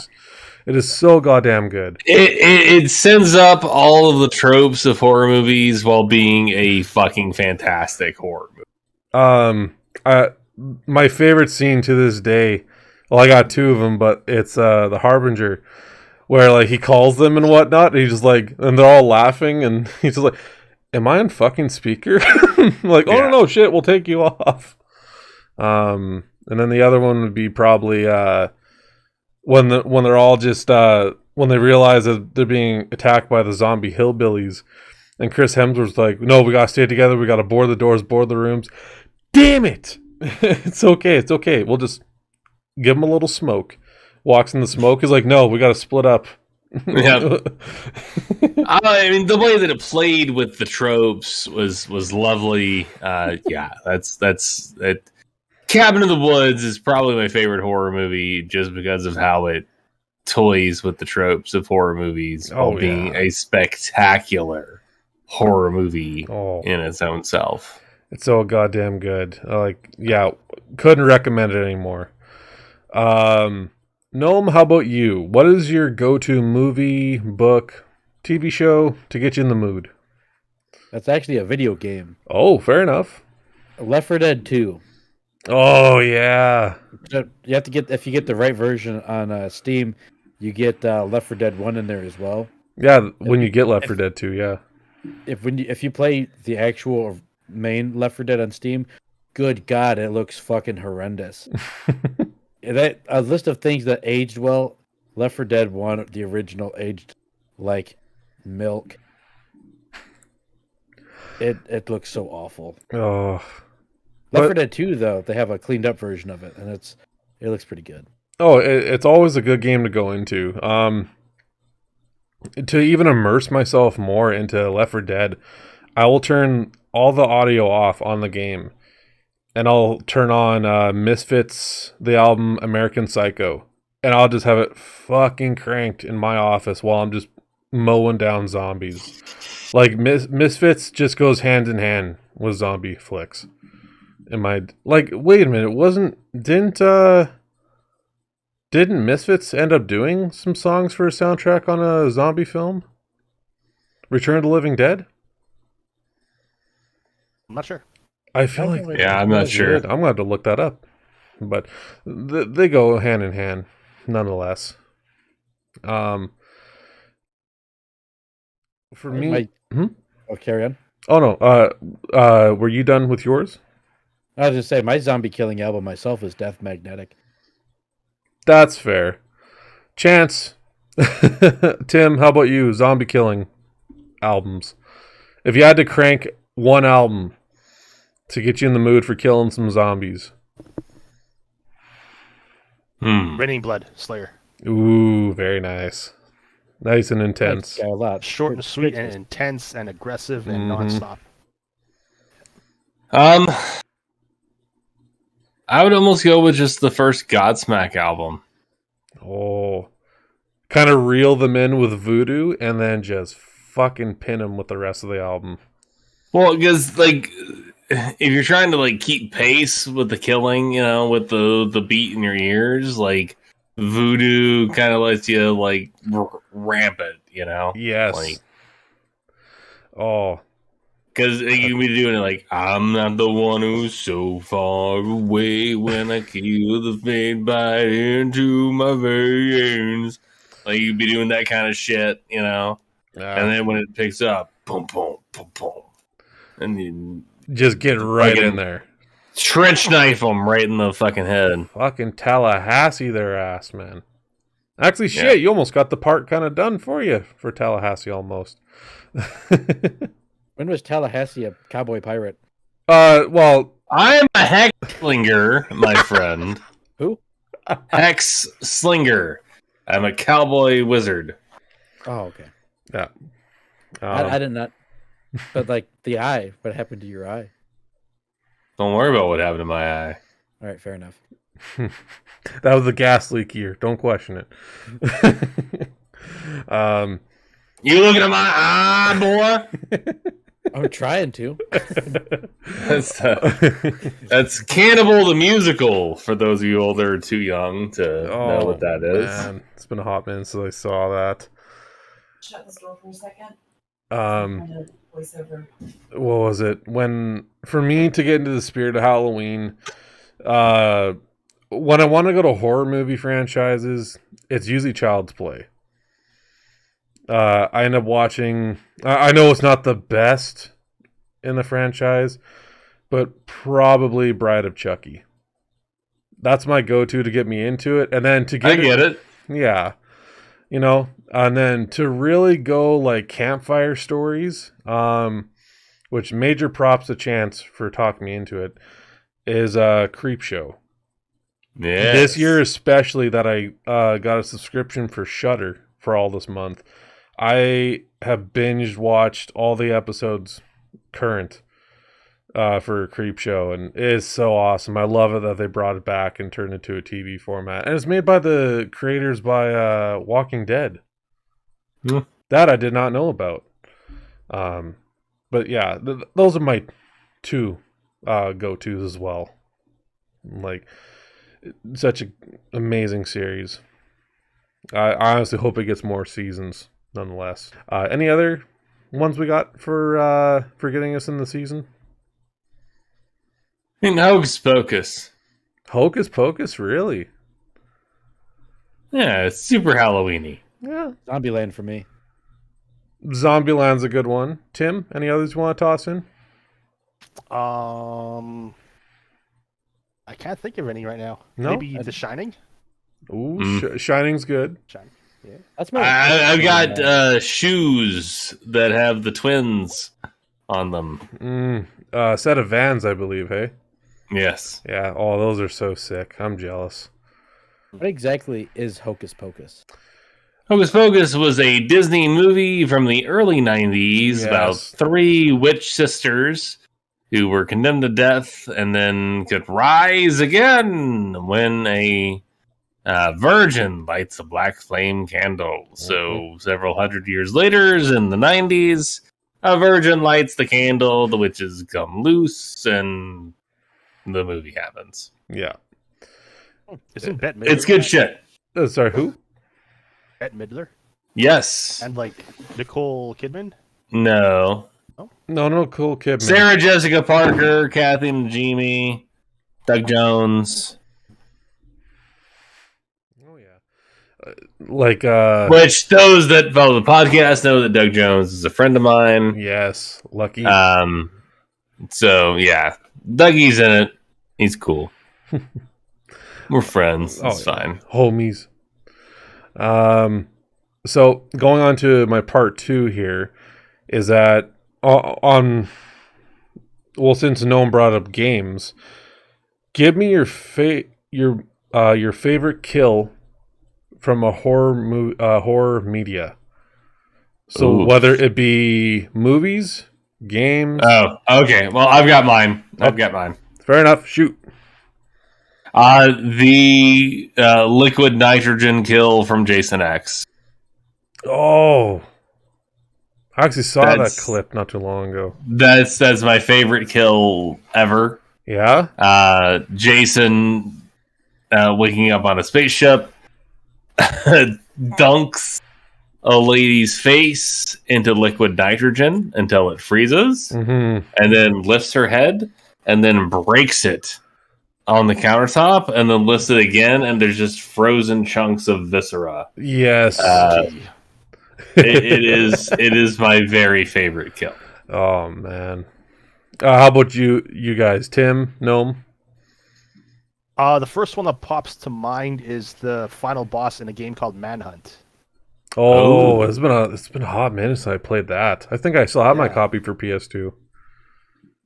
Developed by Rockstar Games, so the same guy who made Grand Theft Auto. Yeah. Came out mid 2000s, like 2005. Mm-hmm. Without spoiling too much, basically you kill the last boss. Like all through the game, it's like stealth based, and as the game progresses, you kind of gain firearms and trying to learn how to use those. But the final mission is back to like the stealth routes.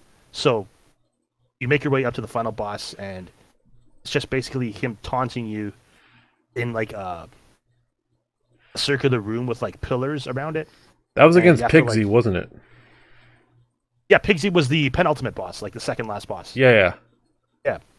And he's shooting at you as well, so you have to kind of take cover from those bullets. But yeah, Yeah. you've got a chainsaw, and it's just so satisfying. Oh man.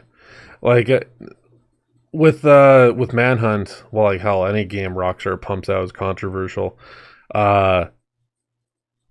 But with the concept of Manhunt, like, wasn't it just like some sick game some guy was hosting? Yeah, you're on death row. Yes. And you're pardoned to take part in like snuff film, basically. Yeah. I think the director quote-unquote has a bunch of. Okay, right. I was say because, like, from my understanding, it was like they quote unquote executed you, and then they were like, "He's dead. All right, take him out back." And then some guys that basically bought you to make his little porn film.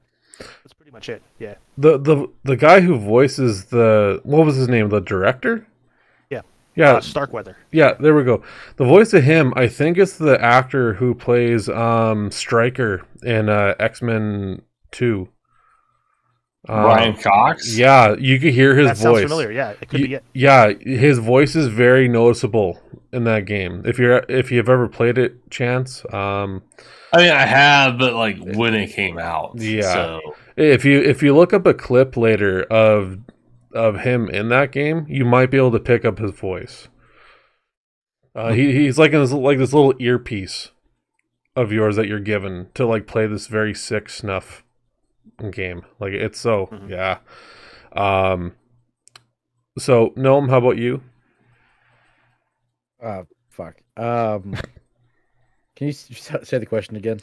So I want to know your favorite kill that's right. in horror media. So game, movie, comic. I have one more if we have time. Oh, we will. No worries.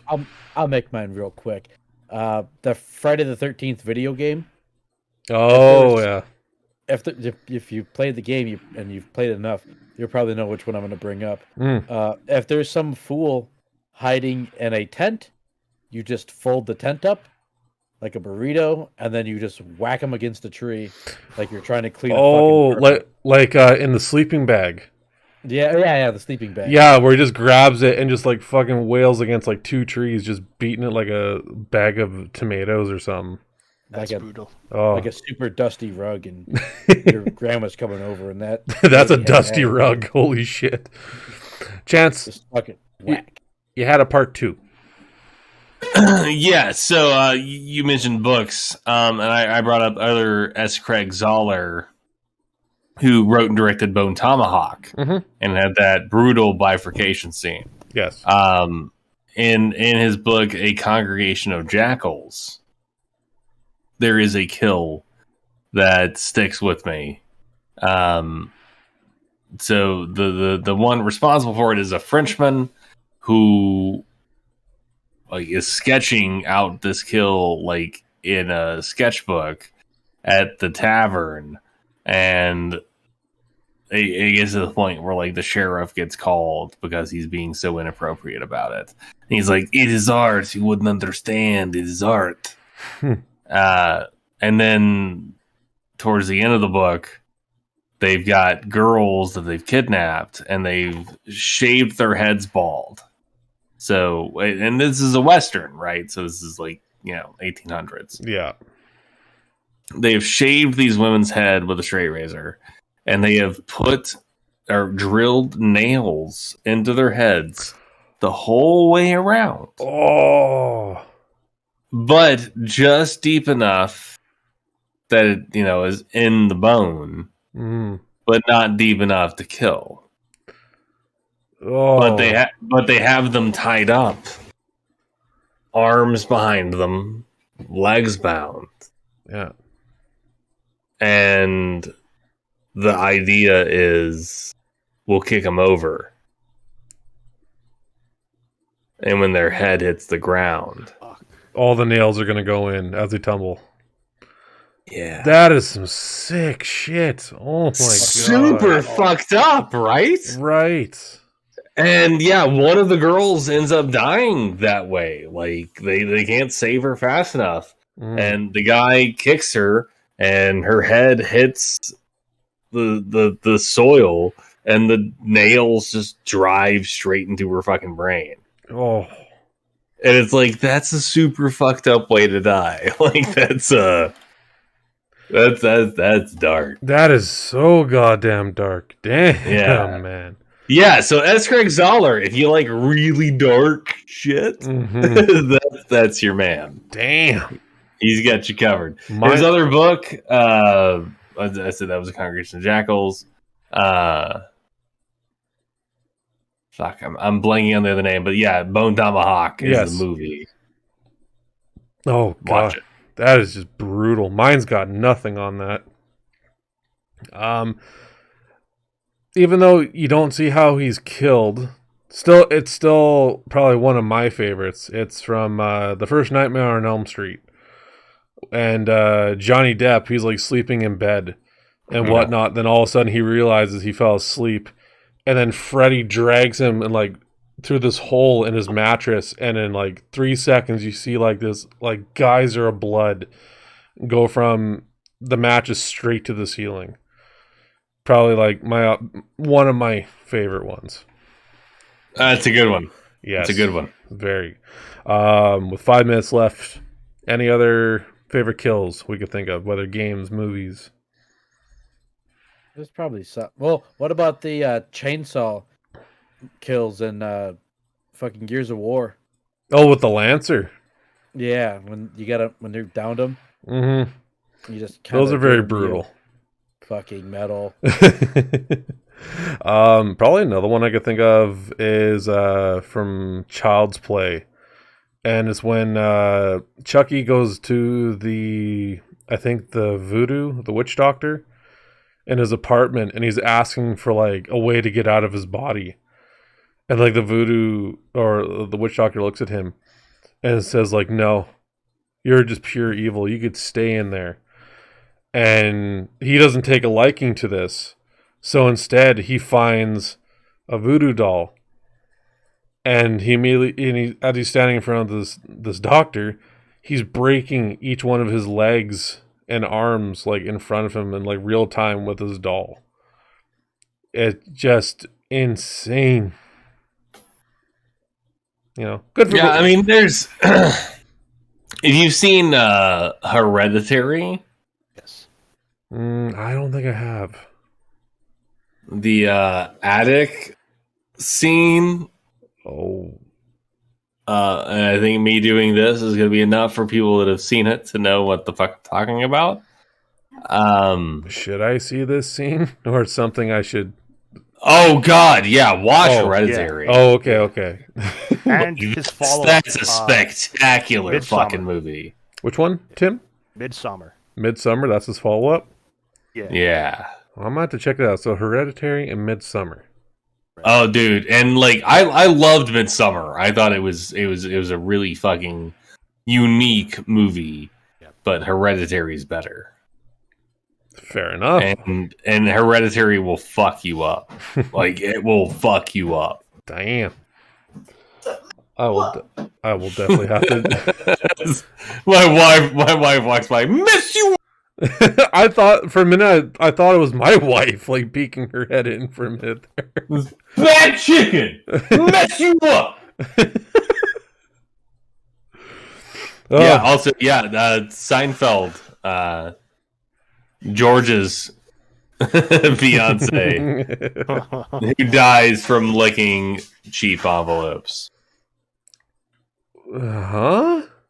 Yeah, she was allergic to envelopes, I guess. She licked one, and then she fucking died. Yeah, Susan. What the hell? Yeah, that happened on Seinfeld, one of the most popular American sitcoms. Yeah. George's love interest, his fiance, died from licking cheap envelopes that George picked out for the wedding. What the hell? That he was hesitant about in the first place, right? Hesitant Say about what? the wedding? But he was hesitant to marry her, right? Yeah. He didn't want to marry her in the first place. And then she died, and he was like, hey! I think I remember like hearing like she didn't want to be on the show anymore. Or... No, they didn't want her on the show anymore. Oh, it was one of those.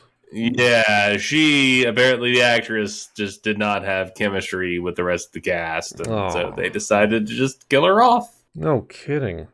Turns out you can't actually die from licking an envelope. Oh, Susan did. She has weak genes, and they're better off without them. Yeah, Susan died that way. Yeah, like people allergic to peanuts. I was there. I saw it. Peanut allergies? Yes. Seinfeld is a series I have never gotten into. I tried sitting down and watching maybe an episode or two of Seinfeld, and it didn't stick. Same with Friends. I couldn't get into Friends either, and it just... I only like... Seinfeld, pitiful. Friends, no, I completely understand. Friends is garbage. But I only like it when Kramer's on screen. Kramer is good. That was the only parts I really care about Seinfeld. Oh, okay. And I don't think... My opinion about Jerry Seinfeld is I don't think he's all that funny anyways. No, it's the cast, I think, that makes the show funny.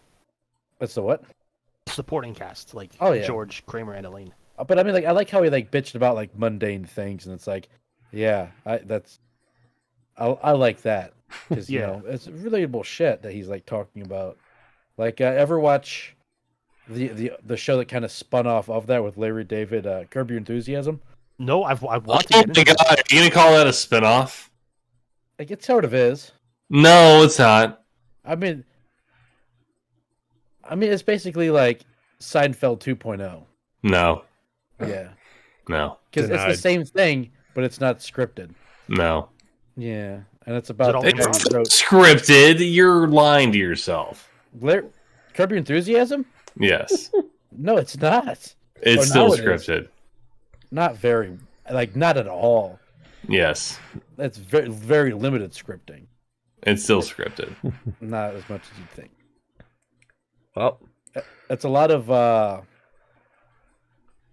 Fuck, what is that called when they just make it up on the spot? Improv. Yes, a lot of improv. The fact that you don't know that word and you're trying to pretend like you know more about me than this in this circumstance is the problem. I love that goddamn show, and I've done my research about it. Mm-hmm. It's mostly improv. Mm-hmm. And then they're like, all right, well, I guess... Here's the thing about improv. Improv doesn't just mean you just make everything up on the fly. Improv means you have a plan in place of where you want things to end up. What we do in the shadows is mostly improv, but they still further storylines. That doesn't... That's Curb. Curb is not just improv. Curb is mostly improv. Storytelling. But that means that everyone has a guideline to go off of. That's mostly. Well, seeing that we're finishing up with this topic, gentlemen, we're getting near to the end of our our Halloween special, and there's a reason why I took off my mask. I'm finishing this off with a bit of trivia. Oh, I thought that was because you're getting hot. Oh, no, that mask is completely breathable. I'm fine. But also so I could throw on my glasses and I could see. I'm going to do that as well. Fair enough. But okay, gentlemen, in my hand, I have 20 horror movie questions.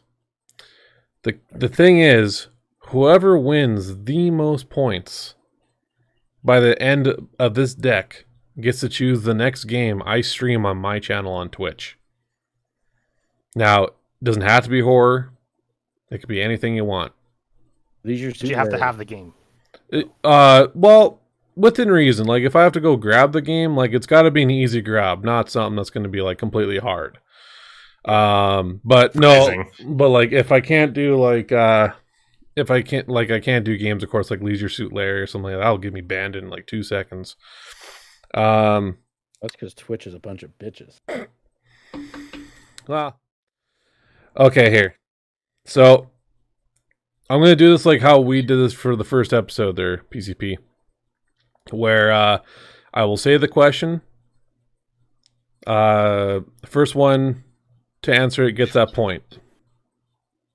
Okay? Just blurt it out. Blurt it out. Or, first one I hear. Okay? Gentlemen, ready? Ready. What is the name of the demons in Hellraiser? Xenobites. Pinheads. One point for PCP. There you go. Got that all set up. Okay. I think his beard got more gray since that argument. Question number 2. In what lake did Jason drown in the Friday the 13th? Crystal Lake. Gnome. The only reason I know that is because there's also a Crystal Lake by me, but it's not that Crystal Lake. Are you sure? Yeah, no man with a big ass sword tried to cut me in half, but then again, I was a kissless virgin at the time. Yeah, he doesn't have any interest in you. Not anymore. Now I'm just kissless. Name the hotel featured in The Shining. The Overlook. Bates Hotel. Oh, damn it! The Overlook. Tim. I'm surprised there, Chance. Well, you said motel, and I was like, yeah, it's gonna be Bates. Fair enough. I got excited. Yeah, no. Though I will attempt a bonus point. It's based off the Stanley Hotel in Colorado. Oh. Touche. Okay, guys. What director has brought Nightmare on Elm Street, Scream, Wes Craven. and Wes Craven? Wes Craven. There we go. That's the correct answer, yes. Fair enough. 2-point lead already with Tim. I thought Chance had 2 as well. Nope. 1 for Chance, 1 for Gnome. Chance got the point for Hellraiser, and Gnome got the point for Crystal Lake. Okay. Yeah. All right. Kathy Bates won an Oscar for Huh? Misery. Chance. Tip of my tongue. Fucking nerd. I think all I had to say was Kathy Bates won an Oscar. And he's like, yeah. Yes. Such a good movie. What is the name of Satan's son in The Omen? Damien. Yeah, Damien. Yep. Another one for Chance. 3-point lead all of a sudden. The killer Leatherface in the Texas Chainsaw Massacre is loosely based on which serial killer? Ed Gein. That was almost a fucking tie, for God's sakes. Yeah. Chance. Ed Gein and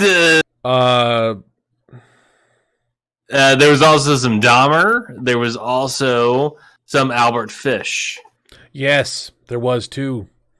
I know for Gein, he ended up being the inspiration for both Leatherface. Silence of the Lambs guy too. Yeah, Silence of the Lambs. Lambs. Yeah, Buffalo Bill, and Buddies. there's one more. Psycho? Hannibal Lecter. Yeah, I mean, he was kind of an inspiration for Hannibal and Buffalo Bill. Okay, yeah. I know there's another one. It's on the tip of my tongue. Because I read some Wikipedia article about it. Don't ask me why. I was down that rabbit hole. Browsing Wikipedia for answers. Okay. That's why I knew so much about Ed Gein. All right, here we go. And I'm going to be listening hard for 1, 3. All three of you will know this one. What movie had the tagline, "In space, no one can hear you scream"? Chance. Alien? Yeah, Chance got it. But what was it? Alien. Oh. Chance is on a whopping 1, 2, 3, 4, 5 point, with Tim coming in second with 2, Gnome with 1. Okay. That's right, I got robbed of a point. I remember that. Okay, get ready. Who directed the classic zombie thriller Night of the Living Dead? Romero. I think Gnome got that one. I mean, I'll give it to him. Yeah. But yeah, I think, because you guys are getting good with naming off the hop. It just every now and then, like, I will hear Chance's audio for a second, and then the minute, like, Gnome hops in, it, like, shuffles yours both in between. Let's see. Which horror series turned Michael Myers into an icon? Halloween. Damn it. It's based in my town. Point for Tim. Faster than that, cocksucker. Here you go. We were just talking about this, so this will be an easy grab for anyone. What is the nickname of the serial killer Clarice in Chasing... Oh, wait. Yeah. Hannibal Lecter. No, you got it first time. All right. Hell yeah, baby. So now you're tied with Tim. I'm coming back. Okay. In the movie Gremlins, what 3 rules must be observed if you own a mogwai as a pet? Don't get them wet. Don't feed them after midnight. And fuck. Yeah, don't get them wet. Don't feed them after midnight. What the fuck is the third rule? No sunlight. There you go. Another point for PCP. God damn it. I remember that. I didn't know what hint to give you except the thing, bright light, bright light. It dawned on me towards the end. Yeah. Okay. Now, this is the one Chance should have got. But, all right. I'll wait till you're done sipping, because it's going to be lightning fast for all 3. What is the name of the motel in Alfred Hitchcock's Psycho? Bates Motel. Wow. That's it. Fuck. No. Huzzah! Alrighty. So I got plenty of questions left. What 1999 movie is seen as the first found video footage type horror movie? Which project? Chance. I remember seeing a fucking article about that in the first gaming magazine, not Game Informer, but the one before it. Yeah. My mother's maiden name is Blair, so and we lived on a 100-acre plot of woods. So yeah, that was a fun movie for us. God damn.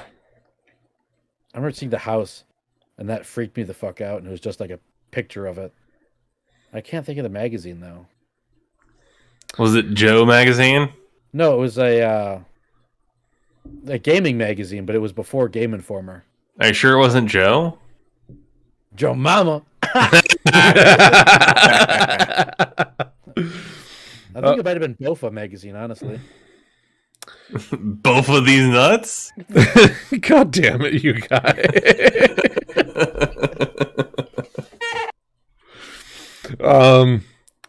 How did Carol Ann connect with the supernatural in Poltergeist? Put her hands on television. TV. That would be Chance. Okay. Let's see if I could throw a different one. Okay. In the Ring, you die in 7 days after you do what? Watch the video. Unless you copy it and give it to someone else. Okay, that's just dirty. You could copy that and just have a label that says Debbie Does Dallas. And just send it to your sick friend. That's how you avoid it. You pass it on to someone else. Okay. It's a curse. I need a duel for the answer between Tim and Chance because you guys are too fucking close. What about me? Where was I in that? You were a little late on that one. You were delayed. Tim and Chance were like neck and neck on that answer. On the count of 3, I want that answer for In the Ring, You Die in 7 Days. 1, 2, 3.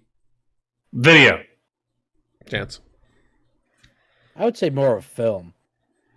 Tape. VHS. Yeah. DVD. Oh, please don't format to DVD or Blu-ray. Yeah, that's you can copy that as easily. Oh no shit. What about those big fucking laser discs? God no. Sounds sexy.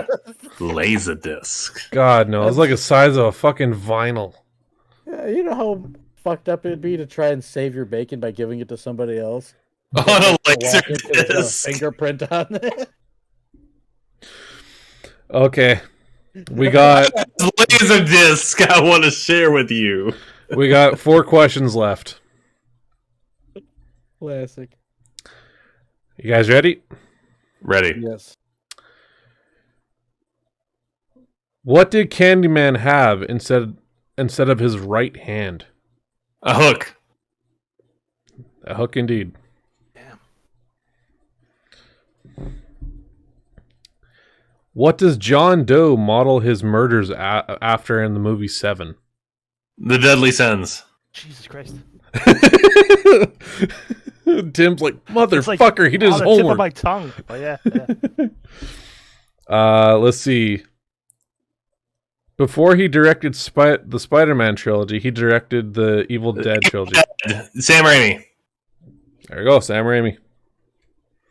Yeah, that's why I don't even try with the trivia. This guy has like a fucking shotgun. And then It's called a boomstick. Thank you. Fucking nerd! the fact you had to do the hand gesture like a Karen. It's a boomstick, okay? It's a boomstick. Okay. Well, actually, it's a boomstick. Actually. All right, so since Chance basically won this one, I'll Just wiped it out. Wiped it out. wiped it clean. I'm going to exclude him from this last question, and this is just for Tim and Gnome.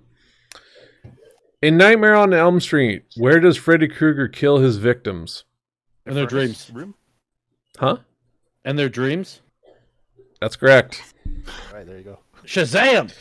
So, I don't know if you guys want to hear the points. I do. Okay, so out of 20 questions, in last place, Tim with 3 points. Second with Gnome with 1, 2, 3, 4, 5 points. And then the horror curator himself with 1, 2, 3, 4, 5, 6, 7, 8, 9, 10, 11, 12 point lead. Chance, you get to choose what game you want me to stream on my next Let's Play series starting November. Let me know what game you want. It could be on Xbox, PC, or PS4. Okay. Whatever game it is, let me know. Yeah, I'll let you know. But until then, everyone, it has been a very spooky edition of the BB Jam podcast with a lovely guest, Tim Cleaver. Thank you so much for joining us again, my dudes. Anytime, thank you. If anyone can find you or wants to look for you out there in the social media verse, where can they find you? YouTube.com/Tim Cleaver. Twitch.tv/Tim Cleaver. Instagram is @BeardoCleaver. Beardo Cleaver, nice. Beardo Cleaver. Likewise on Twitter @Beardo Cleaver. Fair enough. Yeah, those are the main social network platforms that I use. Right. I'm also on TikTok. I think that's Beardo Cleaver as well. Let me check real quick. Everyone's making the jump to the TikTok. Yeah, man. Is this something I might have to reconsider now, or what? Yeah, Beardo Cleaver on TikTok. probably. I don't know. It's Chinese spyware, so have at it if you will. Okay, well, once again, it is I, the bigger gamer, alongside with me, Play. Play. Along with our little angry bastard from the garden himself. Oh, that's me. Gnome. Yeah, you're a gnome. Yeah. Yeah. And finally, with our guest, Tim Cleaver. Thank you. It was a pleasure, my friend. Everyone, we will see you in the next episode. Once as always, Excelsior.